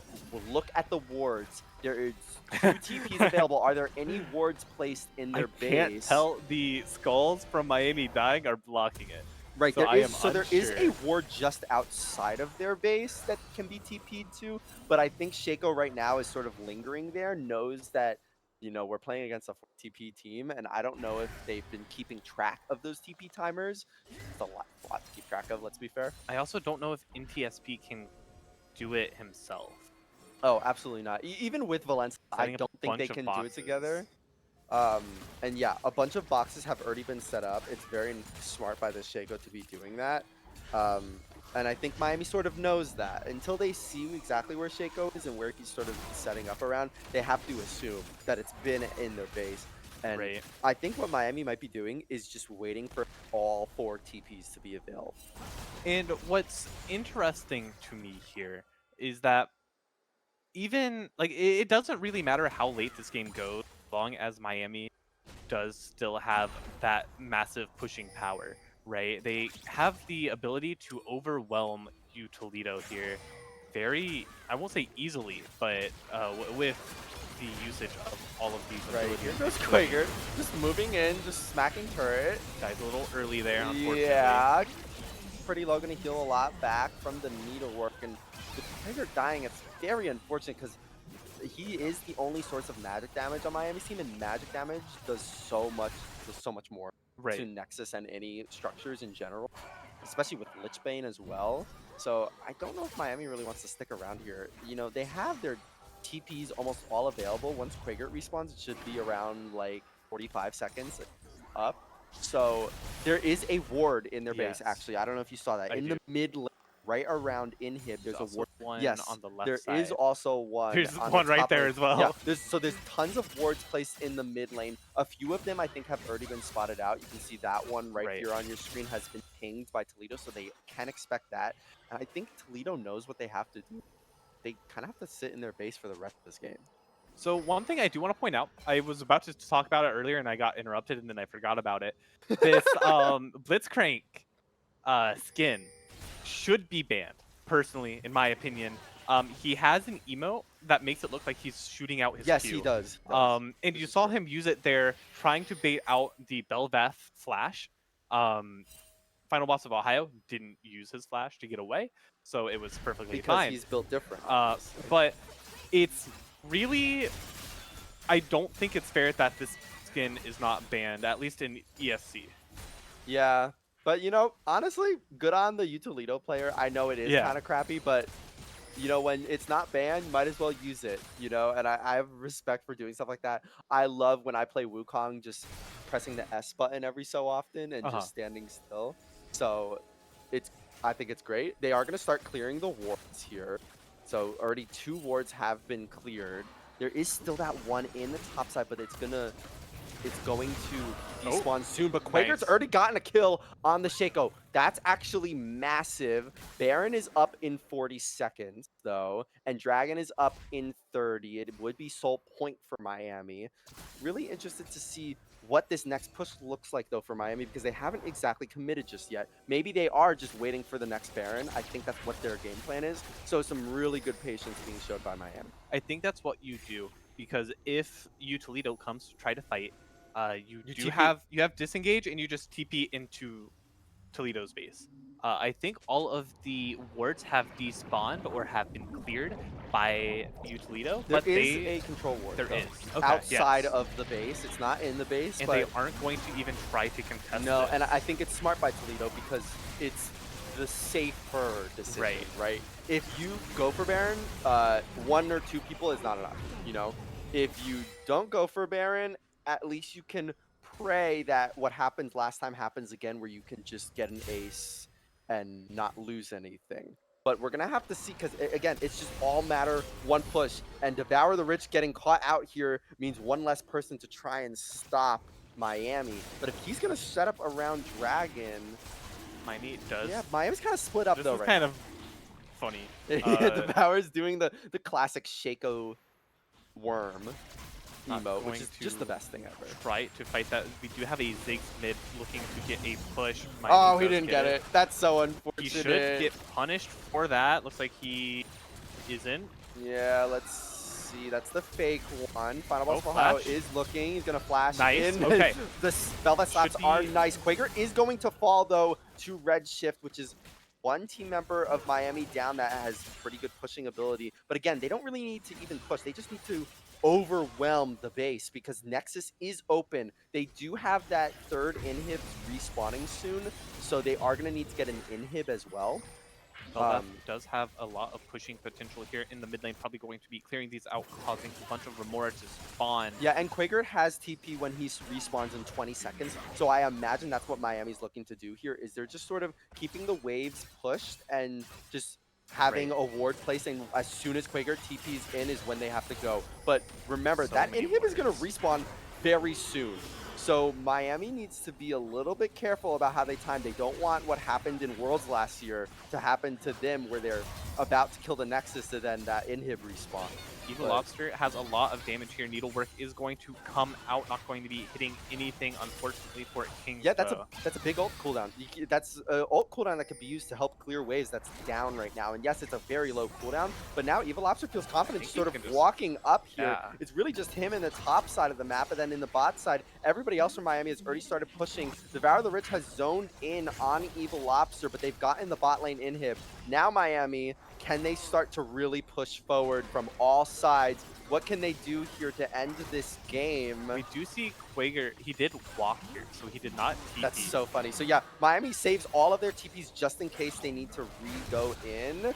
Hook Gets a goes wide. kill. Evil Lobster gets 1 kill on Devour the Rich. This could be the game. Miami is dealing so much damage. Gambit is taken very low. Super Mega Death Rocket goes wide. And I think with this minion wave going up here, they can sort of just push forward. And that's exactly what they're doing. Look at Heartbreaker on the other side, but it's not So even enough. much That damage. Nexus just goes down in half a second. That was, and Miami takes game number 2. that was a very nice game number 2 for Miami. Not quite as fast as we wanted to No. see it. Not as fast as the last match, but maybe we see something again. I'm not sure how I feel about that because our early game was not as strong. We did have a few botched fights there near the end, so we didn't get quite as fast as a win, but it was still a fairly nice win. Yeah, if I'm being honest with you, I think it's just as successful of a game as the last one. I just think, the last game was really like such a stark outlier. It just so Sure. happened that the very first time they played it, we saw that 16-minute timer come up. In this game, I think it was like 26 or Uh huh. something like that. But nonetheless, there was really no response available from Toledo. You saw them try and they were able to survive that first team fight into the base pretty well, where they just sort of all in and it was enough. Right. But you saw them try to do that again, but when it's just the Nexus up, Nexus exploded in no time. Right. That's the thing with this team, this composition, where even if it does go later in the game, it starts just kind of scales harder for Yes. Miami. And especially when it is just the Nexus up. Any TP, I think that if it got through the team, could have just killed the Yeah, Nexus. it was really well played by Miami to not expend any of their TPs early. In fact, when the game ended, they all had it up. Right. So they were prepared and ready. If they needed to backdoor, they could. Right. So I'm really excited to see what Miami has next. I don't think Toledo's gonna let them find this comp again Mhm. because I think now Toledo has learned their lesson about what this comp is. And, this comp is very easily ruined by just banning like Belveth Right. or Trundle or Yeah, Ziggs. that is the issue. Is it's a one-time trick. Yes. If they are expecting it, they will just ban it or know how to play around it better. So Right. We get to go to Silver Scrapes for our last League of Legends broadcast. How exciting is that? so I exciting. can't wait for this game number 3 between Miami and Toledo. You're not going to want to miss it. Who knows what could happen in this actually like final game for these Miami players. I'm so proud of them. I love that they were able to cook up such a fun team comp and have it succeed twice in a Right. row. So I'm really excited to see what they have for their last game. Don't go anywhere. We were going to take a short break before we be right back.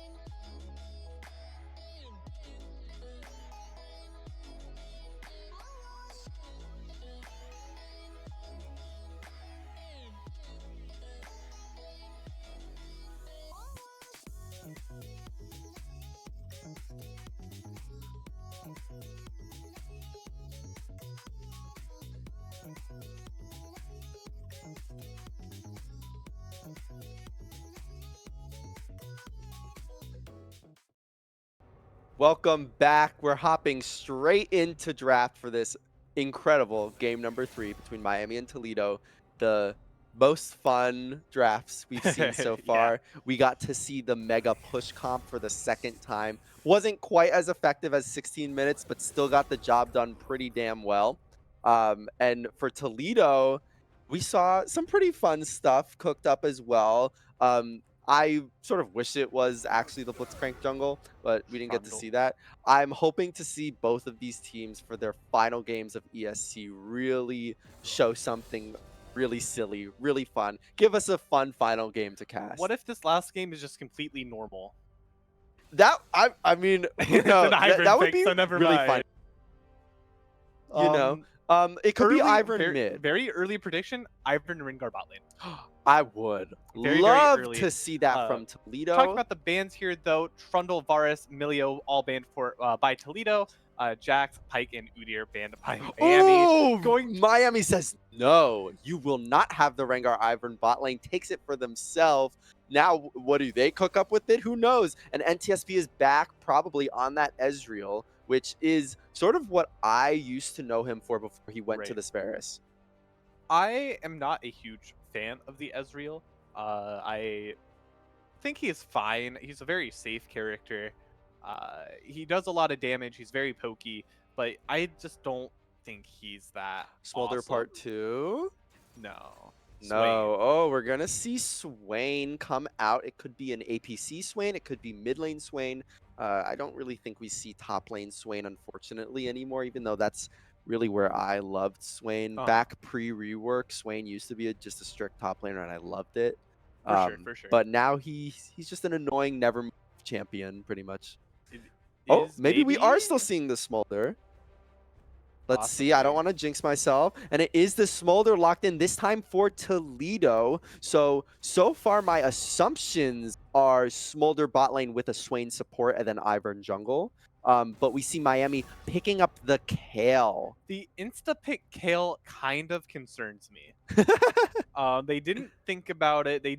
They're blind picking a Kale, which is very scary. They are banning accordingly, though. Ornn is just the most abysmal matchup for Kale, so I'm happy to see Ornn taken away if it is a final boss of Ohio Kale.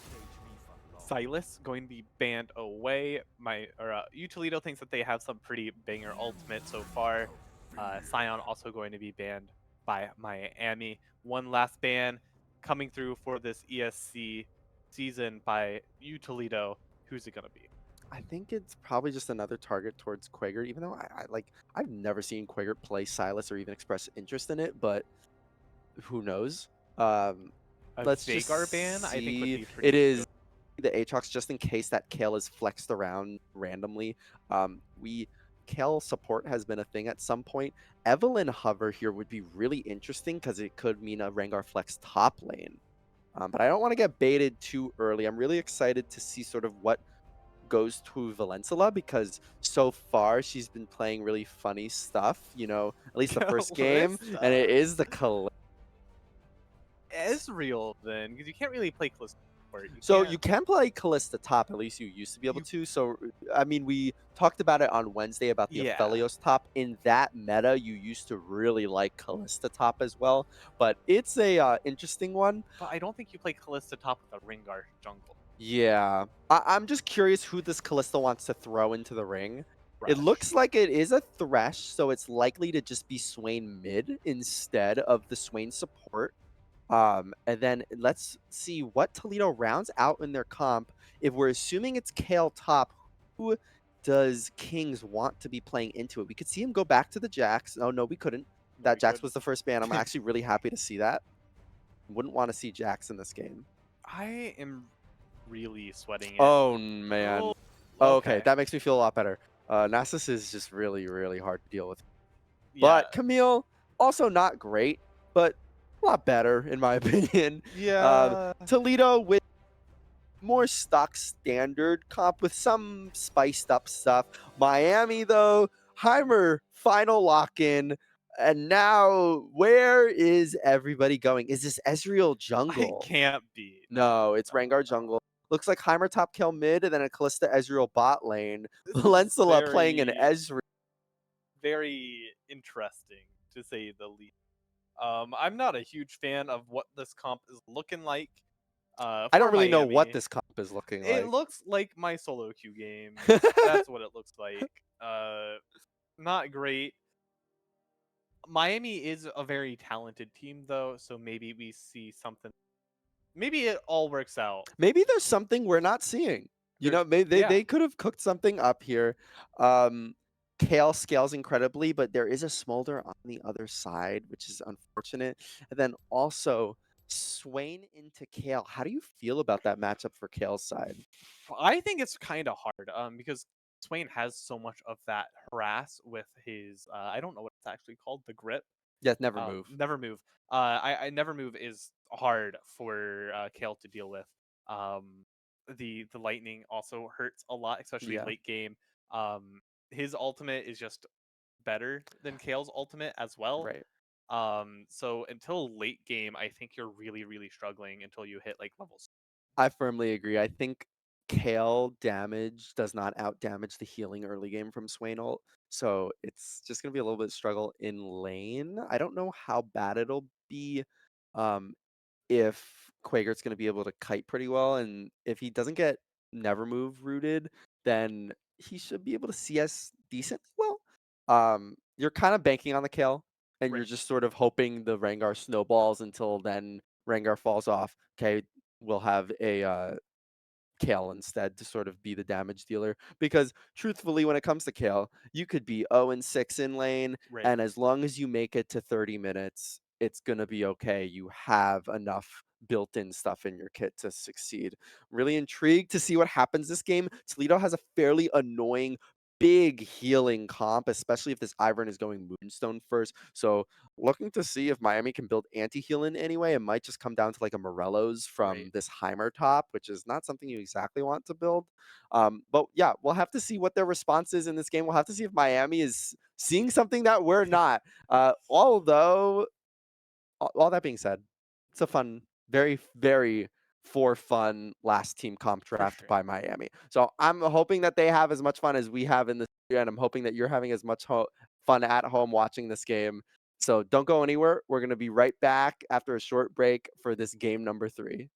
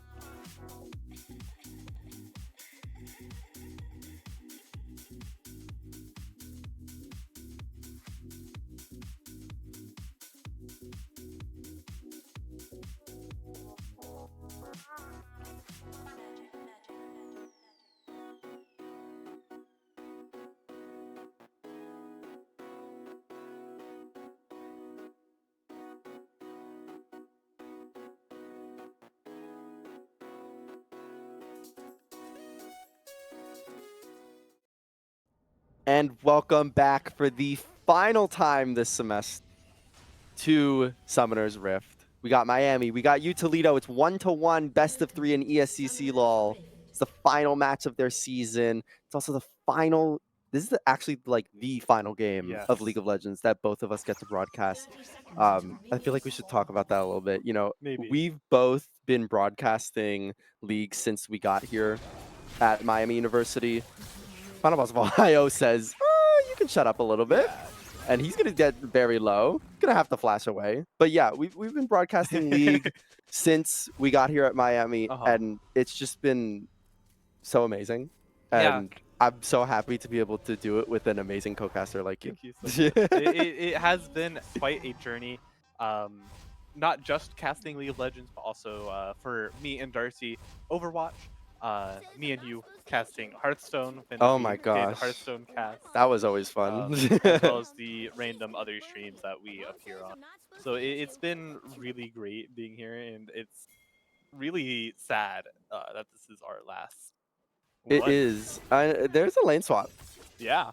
So it is going to be the Camille in mid lane. Did want that matchup directly into the kill. Then the Swain is going to be into the Heimer. So the problem with Swain into Heimer is that you can just sort of kill off those turrets very easily. Quaker's Oh playing no. aggressive here against Kings, but is just probably just going to die here. Dead. Flashes away, but the Ignite handles the rest. It's first blood going over to this Ivern.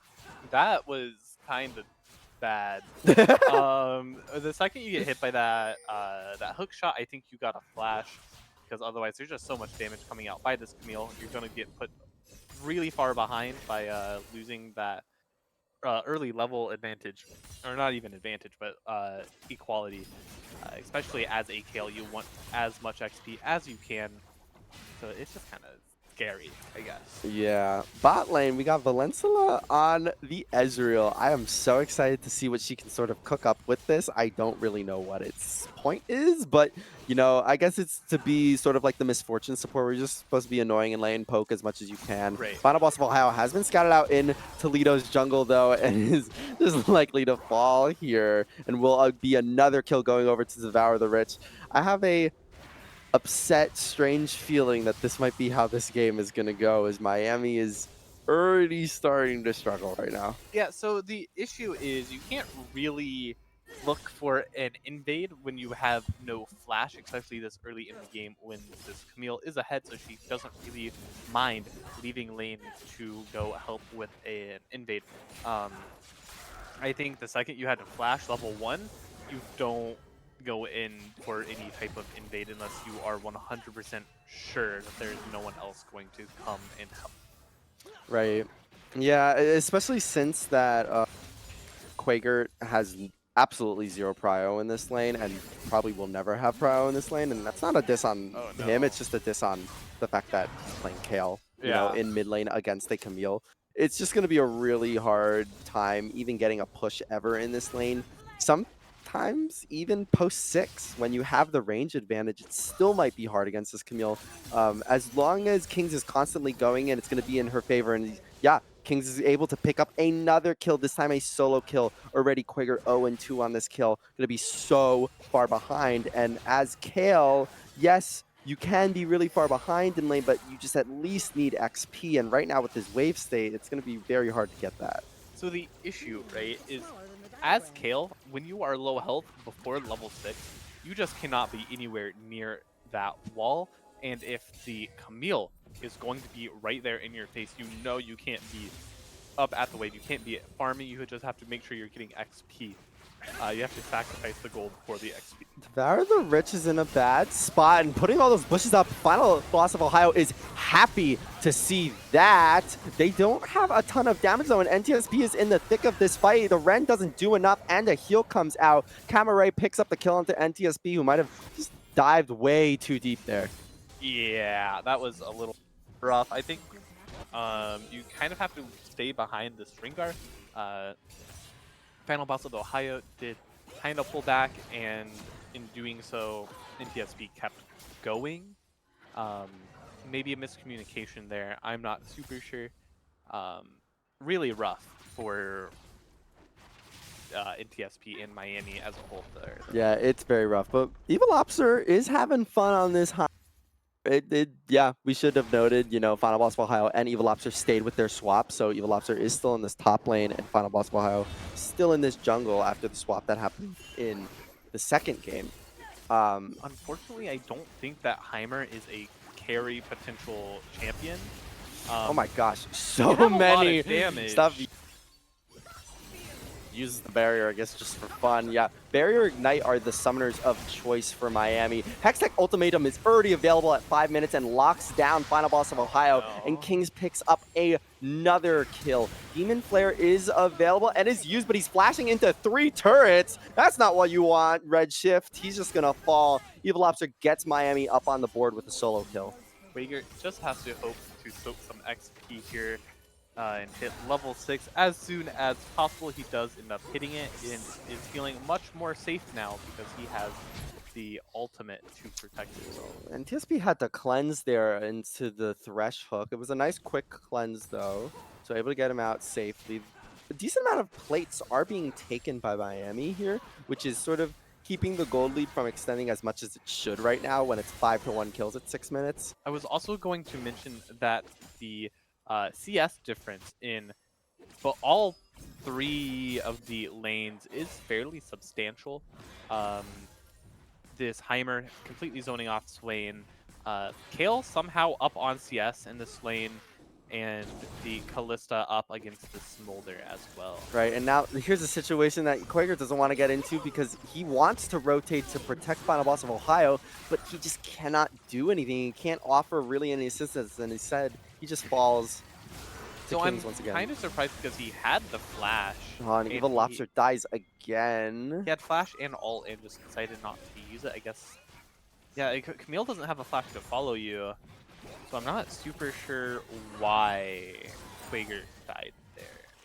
Yeah, very unfortunate. And Devour the Rich to set up his bushes around the grubs. And Final Boss of Ohio really wants to get in, but doesn't really have a bush to just leap into, and it's hard to sort of walk into this Ivern. But now going to, but a long-range hook shot sets that up nicely, and Kings is already on a rampage 4-0 here, and they're going to pick up all 3 of these grubs. Quaker wants to try and answer here, but I mean, I really feel like he should just be in lane farming. Evil Lobster has come down as well. Does have the ult, does not have the ult available, but Quaker does. It's a very nice invulnerability. Shutdown goes over to this Heimer. Quaker is taken very low, but it's another shutdown going over to Evil Lobster. Probably would have liked at least one of those shutdowns going to Quaker, but very nice rotation by Miami, though. Oh no. Oh yeah. I think Quaker is just dead here. Never moved. Demon Flared is used for one reason or the other, but they are going to be able to pick up the kill.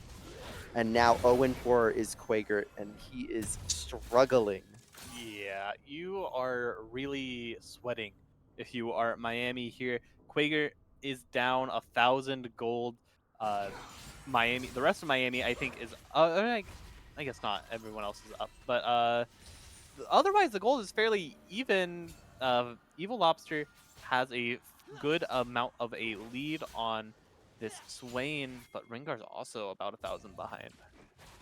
Yeah, it's quite unfortunate. So even though the CS leads across the board are pretty good, the mid lane kills are just, it's just so outweighs any lead that would ever exist. Top lane is doing fantastic though. You know, Evil Lobster has had this push all game. It's a very nice rotation by him. Now has 2 shutdowns available, and Callista means these objectives are very easily secured. Miami is able to pick up this Cloud Drake. Kings is in a bad spot, but is able to easily just get out, and with Thresh around the corner, very scary. I mean, Kings is really the scariest team member on Toledo right now, and will probably remain that way for the entirety of this game, as it's a Camille. It's just going to get even stronger as the game goes on. So that is the issue, is Camille doesn't really fall off. Yeah. And while Miami gets stronger, Camille just kind of increases. It's not as crazy as like this Kale if she were fed, how much more damage she'd do later, but like it's not. Ooh. Yeah, Evil Lobster's been caught up here. Ivern is gonna call in this Daisy. So much damage though on the Redshift, picks up the shutdown, might get another as well. Double kill going over to this Heimerdinger top lane by Evil Lobster. I love it. Yeah, I mean, it's working out really well. He has the item finished. Long range shot. Nice flash by Quaker, though. He is going to survive that ignite likely. Yeah, with just 1 HP. Very nice by Evil Lobster, though. We have to talk about that. Yeah, that was really nice.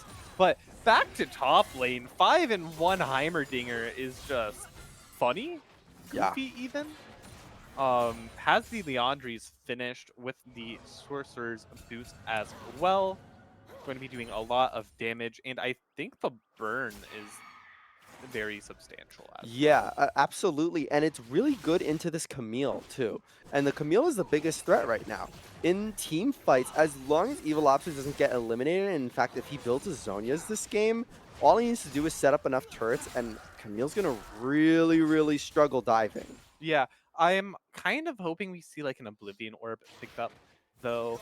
Uh, just because it makes this matchup into the Swain so much easier for you, makes the Ivern so much less of a threat, and Camille heals off her W too, so Yes. it's not like you aren't getting anything out of it. Eventually, the Smolder will look to buy a Bloodthirster as well. Evil. He's just He's going just for it. running out. Flare is used, but the turrets deal so much damage that like was basically a What? one shot. Yeah, That is insane. that was crazy. That was really funny to watch. Um, I want to point out this Ezreal's build. Yes, it's AP. AP Fiendish Ezreal support, Codex. which is interesting. What does he have that scales off AP? His ult and I believe his W ratio, decent amount of damage onto Kings, but you're already you're already starting to see some of the healing. But oh, it's a very nice return kill. Kings does get the shutdown, but Evil Lobster is able to get the kill. Final Boss of Ohio is here, gonna try to leap onto this Ivern, dealing a fair bit of damage. But man, those Ivern shields are already very annoying. Let's see if he can bounce back. Likely to just kill Daisy here. Swain has arrived, but I don't think they're going to look for anything. No. Rengar is just going to back away. We're already starting to see some of the power of the healing between Camille and the Moonstone on this Ivern. So I'm hoping, again, at least an Oblivion Orb to be built this game by Evil Lobster. Going to be going for the Rylai's first, which is totally understandable. Once you hit 2 items, it becomes pretty scary. Is that Rylai's or Abyssal Mask? I really think it's Rylai's because that's your standard build for Heimer. You know, you want to keep people slowed while within the range of your turret. So that's what I would expect. 5 grubs. I think it's going to be 6 Yeah. grubs for Toledo. Kind of scary for Miami, but I think it's fine. Yeah, Possibly. not the end of the world. I think Miami, you know, when they win this game, it's just going to be off of like miracle kills and not necessarily off of like them just pushing better. But Oh, Gregor, gosh, oh my max gosh, range. so much stat. Del does not have Hextech Ultimatum, so not doesn't want to look doing forward, but anything. yeah, just doesn't have much damage quite just yet, and he just probably wants to back off here, especially after seeing the Ivern. Meanwhile, bot side, look how much damage they've been doing to this turret. It's been eternally pushed. That's a nice True Shot barrage, but the heal keeps Camaray alive. Can I ask what AP Ezreal does? It's all about ult and your WQ, because the additional damage I believe on your W is AP scaling. Okay. And I think it's even possible that Kings is under turret. I don't think he wants that fight. Gonna No. use the Hextech Ultimatum. I But think if Ezreal was building AD there, I think the Smolder did die. I'm not 100% sure. I mean, it is close. The other nice thing about AP is some of the ability haste that you can build, and also just the itemization is nice. Okay. Because when you build AD Ezreal, unless you're building like a more tanky-ish version, you don't get a chance to build some resistance items or anything like that. But Horizon Focus, I mean, it's nice. It gives you additional damage on long range, which is super amazing for Ezreal. And again, as long as you're landing your WQs, that bonus damage from your W is really, really massive with AP. I agree. I see it. Miami gets a second Drake. Yeah, that's actually really interesting. Somehow, with this really strange team comp, Miami is able to secure 2 Drakes, especially considering that this Ivern has really had a lot of control over the map so far. Yeah, I'm kind of surprised that Toledo is just giving these objectives. I don't think it's on purpose. I think it is like mistakes, because I don't see why. I think if you had your team there, I think that was a free Drake. I don't really understand what their thought process It is is on that. Ocean Soul this game, and I'm noting that because Kale loves Ocean Soul. You know, she likes prolonged fights. She doesn't quite have the ability to burst people until like really, really late max build into the game and on squishy targets.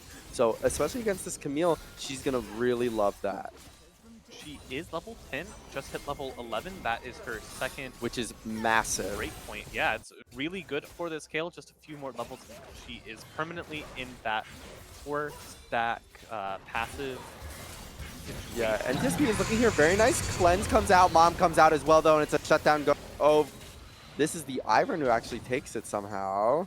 Ivern getting a few of Oh, these nice hook kills. lands on Vanguard. Take it, though. Ooh. Hook shot doesn't quite stun, but it does get King's very close. Gonna use the ultimate to keep Quaker alive. Does Quaker chase this? It could be, all it needs is one hook shot to land, but it's maybe enough. two. Quaker does get the solo kill, and that's huge for this Kale. I wasn't expecting that. I really thought the Camille would have been able to just turn on the Kale and kill her. Well, but I there's guess not. 3 people top lane against Evil Lobster. Let's see what he can do.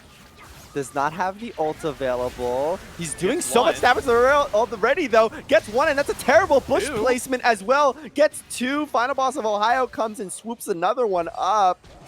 That Oh my gosh, was- this Heimer is just unstoppable this game. Yeah, I mean, final boss of Ohio is doing really well on the Rengar as well with those support kills. Not doing really well. Oh, they're looking but for this. Oh, but Valencia is going to whiff. Haven't played with the Kalista quite just that much, though, and it's a 1-for-1 trade in the mid lane. And we see some question mark ping, some banter coming out from Miami. To be fair, that was kind of silly. They get turret off of it, and, you know, it's really funny that I said earlier that, oh, Miami doesn't necessarily need to push, but yeah, they're pushing. It's kind of crazy. We're taking so many towers, 3 towers to 0 from Toledo, and Camille takes towers fairly quickly. Yeah, I'm especially with surprised. 6 grubs too. They're just not able to get anything. Quaker is not going to get stunned up, but look how much Nice damage that spacing. Q2 does. He can safely get away from this. And the nice thing about now being level 11 is you clear waves a lot faster. So Right. less damage going onto this turrets, especially against 6 grubs. You want to really get minions off of turret as quickly as possible. I do want to commend Quagert's spacing with these hook shots. He, like the past few, he's just missed or gotten missed by because he's going max range and doing his best to keep them from hitting. Yeah, also Kings is just perma pushing into this first tier turret, which just means that Quaker is getting every single bit of XP and gold. So look at his CS, like Yeah. 156 CS. He's not denying any gold because he's not like trying to slow push or anything like that. Really nice blink by Valencia, but it's a lockdown onto NTSP. Mom comes out as well, and Camaray picks up the kill. Likely to be a mid lane turret as well. Goes wide, and they're kind of not committing to this turret. Don't really have a big enough minion wave, even though they have 6 grubs, and they'll just back away. So it's just a solo kill, not the end of the world for Miami. Unfortunately for NTSP, he has been getting shut down this game. He has a lot of attack speed, which does translate to his movement speed, but he's got a good amount of farm. It's just he's not able to survive in these fights for long enough. Another Quaker good could be in trouble here. The ultimate available. Nice flash away from the hook.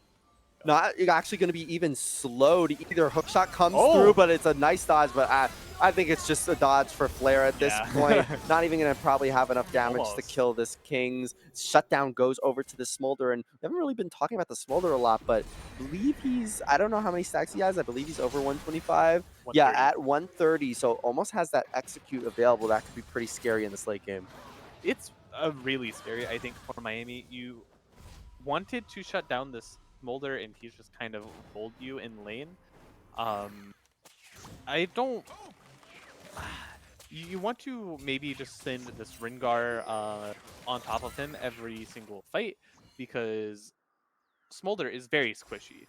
He's one of the squishiest ADC around currently, and he does just explode if you just send someone on top of him. You don't really care about your... Oh my gosh. We didn't even notice it. We were distracted by the Smolder. I don't think Toledo saw that coming either. Picks up a Baron in trade for this Ocean Drake, and with how much Evil Lobster has been able to push so far, he's probably loving the sound of that. Yeah, and I mean, I think everyone on the side of Miami is enjoying it. To be fair, this Kale Oh! almost. Oh, that was so close. You know, Toledo was really stalling the taking of that, which was interesting because, yeah, Ezreal ult was available and it almost steals it, but not quite. So Toledo picks up their first Drake. Quaker is going to find Devour the Rich in the jungle. Final Boss of Ohio is right around the corner as well. He's going to use the Ghost, but not quite enough to get away. A leap from Final Boss of Ohio will seal the deal. It's really nice for Miami. Did you Toledo's team swap around? I thought Devour the Rich was their support player. I believe he's always been their jungler Has he? because Okay. yeah, he played Shaco last game and I wasn't sure if they Gambit. did a funny switch too. Yeah, they might have. I don't remember what the first game was, but yeah. Anyways, Miami looking fairly nice going into this later game, mid-game. 21 minutes. Gold lead Yeah, is in Miami's favor. it's a 4K gold lead, and because it's that much this early, somehow, some way, there's objective bounties that are going to be coming up soon for Toledo, which is very interesting. But I think it's because they took the Baron that it kind of got inflated a bit. Right. So that's probably why we see that, and because of how early game. Quaker's been jumped on though. That Q2 deals so much damage and has been ignited. Gonna be ulting for as much as he can to stall. Gets him pretty low, but it's not quite enough. Devour the Rich, meanwhile, is in trouble again. Gonna be a nice blast cone away, but Final Boss of Ohio flashes to chase. Evil Lobster, meanwhile, gets turret with the Baron empowered cannon minion. Final Boss of Ohio is looking for more here. Gonna jump onto Karma. And the True Shot Barrage almost gets the kill, but not quite enough. And Miami still has this Baron available. Evil Lobster is still pushing top lane. Kings, yes, is gonna get their first tier 1 turret finally and get an objective bounty, which might actually cool down the objective bounties. Doesn't look like it quite just yet, but No. yeah, Miami's gonna be able to get at least 1 turret. Yeah, and I mean, like, this this new Toledo bot lane isn't able to step up to NTSP because even though they are both around, or even though NTSP is around half health, U Toledo is like one shot if they get hit by a spear and a rend. Spear auto rend is a fairly quick combo that NTSP can do. I love that we transitioned to Kings right as he missed a nothing hook shot. Yeah. No shade. It happens. We all knew it. Maybe he was just having fun. Maybe he was just using his hook shot for fun. Yeah. I'd be doing that. Everyone likes the hook shot for fun. Looks like they. Final Boss of Ohio is staking out. You know, his early game was really not great, but this mid game has been fantastic from him. The bushes from this Ivern have almost always been in favor of Final Boss of Ohio. Kings has no hook shot, so I think this is. Yeah, Devour the Rich. Oh my god, so much damage comes out from both Final Boss of Ohio and Evil Lobster. They're able to pick up that kill. And somehow, some way, this comp is coming together, and I almost feel like it's coming together because of the Ivern on the enemy team, giving space for Final Boss of Ohio to do So his much work. damage. Yeah, more damage, great healing comes out. Redemption is used as well, but this Kale is doing so much. Final Boss of Ohio is on a killing spree. Quaker's looking for more, gonna get stunned up. Nice ult, keeps him alive. Mom is going to be used, will not land on anybody just quite, and Miami's able to get a turret, some kills, and walk away safely. Yeah, I mean, that was really nice for Miami. You got a lot out of that, and you weren't punished whatsoever. Quaker was almost killed, but with he had flash, so I don't really think it was that close. Yeah, I'm pleased by Miami's play there. Yeah, I also want to know, NTSP has some armor going on in his build rather than just going directly to the Runons. Cleanse is going to mean he's probably going to get this kill. Nice Ren comes out. NTSP is finally going to get his first kill on the board, which is very big for him.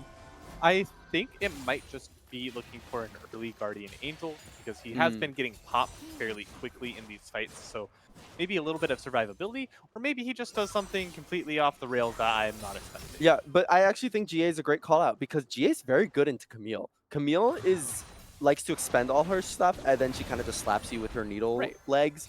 So Scissors. yes, but needle legs, scissor legs. There's a distinction. All right. There's a You know what? distinction. It's my bad. They're scissors. I apologize. Yes. It's okay. But either way, somehow, some way, this has come together for Miami. And it feels like Evil Lobster is really the cause of it. His early game lead has helped Final Boss of Ohio also come back into this game. We're seeing the scaling of Kale work, and also, like, Valencia and NTSP are kind of just there for the ride, and it's working for Oh, them, and they're jumping onto Rather Rich once again. Valencia this time is picking up the kill. Mom is used for the heck of it. I think they were expecting Devour the Rich to stay alive a little bit longer. I do want to point out, Kale, level 15, almost level 16. Once she hits level 16, that is her big spike, and she will be feeling very, very good. It's actually just going to look on to here. Is used. It's a lot of fling, but it doesn't prevent the healing, actually. Nice flash away from the hook, but it's not enough. On the other end, though, they are able to pick up the kill onto Kings. Valencia is on a killing spree and also has shutdown gold this game. She is 303 as the Manamune finish, as well as the Horizon Focus. A very interesting build. It's kind of fun. It's almost like the Kaisa build that I was talking about in game 1, where it's like a mixed AP/AD build, which makes sense for Ezreal. So I like it. It's working pretty well here. And, you know, Miami has had a very sizable gold lead for this entire mid game, which feels crazy because of how ahead and steamrolling Toledo was early game. Yeah, they just haven't been able to convert this into a late game lead, and you can see why. Miami does so much damage. There. The missiles don't quite land, but with enough damage, I think it can sort of look around Baron, or at least set up vision here. They're going to just continue clearing waves. It is objective bounty still, so I think if Miami really wants to win this game, that's one way they can totally throw it, is by giving them Baron. Right. I think this is a fairly free Baron if Miami goes to fight it.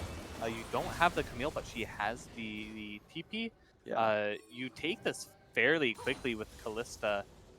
And Heimer takes it quickly. Also, Heimer's also able to zone. Right. And if anything, they can just bait this with Rengar in the bush. And for as long as you want to stall, you can stall. You have Kale in that bot lane pushing. Looks like he's going to force the Camille Final down Boss of Ohio is going to jump on Thresh. She's very tanky though. Big Mom comes out, but they're already able to kill one. And Kale is meanwhile pushing that bot wave, gonna force out the TP from this Camille. Final Boss of Ohio going in kind of crazy there, picks up a kill, but shutdown gold does go over to this Smolder. And it's kind of unfortunate because it now means that this Kale is gonna be responded to, but they might still just have enough here. Remember, it is a Callista, so they basically essentially have a smite. Let's see what Quaker can do here. Decent amount of damage, but unfortunately not able to pick up a single one, even though it was very close. I do think we shouldn't say Big Mom. I think that's a little rude to Smolder, but it was a very good ultimate. Miami does get the Baron, and they do lose Camille in the process, but I mean, I think it was worth it. I will be smarter with my word choice, Smolder. I apologize. He's just a little guy. He's just a guy. Just a little guy. But he's going to get pretty big now. I believe he's already hit the 225 mark. We get a stat check really quickly on him. But once he hits that mark, it's going to be really nice. The executes are big against Miami, especially against Kale. And Final Boss of Ohio, because don't forget, Rengar healing is there. Like, his W is pretty useful in this game to keep himself alive. Evil Lobster, though, man. 10-2. Keep in mind, this man does not play top lane, you know? Let alone, I don't know if he's ever played a Heimerdinger before. I do think it is important to note we do not have any anti-heal built for Miami, but instead, Ivern actually has the Oblivion Orb built to kind of counter. Yeah, like you said. I want Miami to have anti-heal by now. Yeah, and I don't know if anyone's going to build it is the real concern, because you kind of have to build it on Evil Lobster. I do like seeing Serpent's Fang, though, on Final Boss of Ohio. That's really smart, and I'm really happy that he builds that third item. But yeah, I agree. Some anti-healing would be nice. I don't think it should be Valencia. I really do think it should be Evil Lobster. It could even be this Kale. It looks like Mom is going to be used, does have execute, but it's a very nice Zonia's from Evil Lobster. Can he get another one? Going to use the ult. He absolutely can. And now Toledo's base is even in shambles.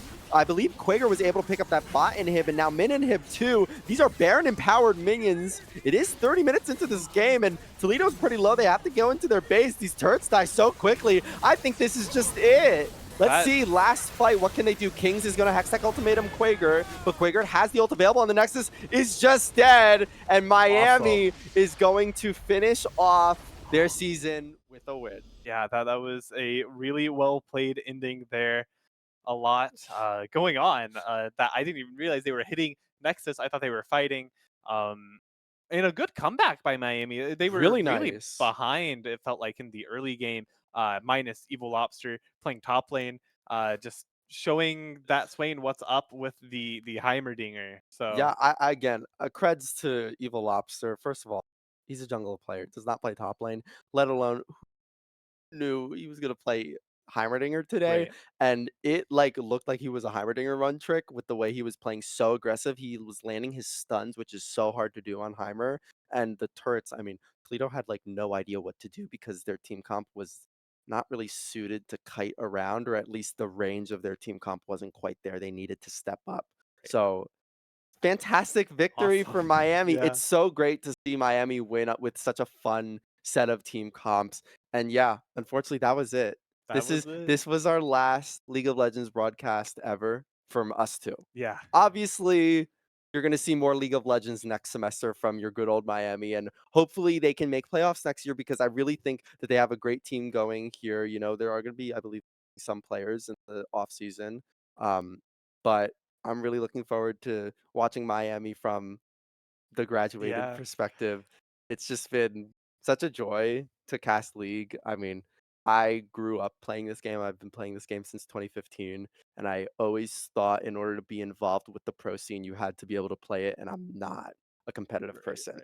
So I was just so happy that I could, you know, come here to Miami and be able to, just talk about the game and have fun with it on live stream. And it's been great. I'm just so happy that I'm able to have a hobby about my favorite game Right. because often people play their favorite game and people often treat it as like, oh, you're just playing a game. But this feels a lot more rewarding, and I have people like you to thank who are fantastic co-casters who I'm with. Shout out Devin as well, who co-casted a bunch of my games this semester, and also everybody in production who you guys don't get to see the faces of, but they really carry this broadcast like genuinely. Whenever there's issues, y'all at home barely notice it because they're so pro. So Right. thank you to everybody, and yeah, Yeah, it's been wonderful and really, like you said, really rewarding.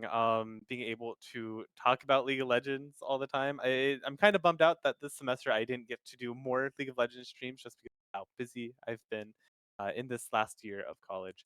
Um, it's been really awesome getting to know everyone in the program and absolutely. getting ready to like continue this. It was really great. It's awesome. Yeah, I don't have you, Yeah. you said a lot that I have the same of excited to see where Miami goes next semester in their league team. I think this year they had a very strong team.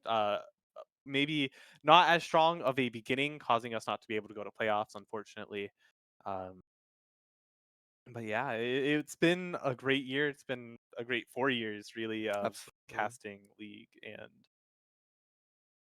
yeah, Yeah, it's been really great. Thank you all for joining us so much. As always, follow us on Twitter at RedHawksGG. This may not be the last time you see our faces. We do have some fun events planned in the future this semester. I'm not going to spoil, but you may see our faces again. This is just the last time you're going to League again, which is our favorite games.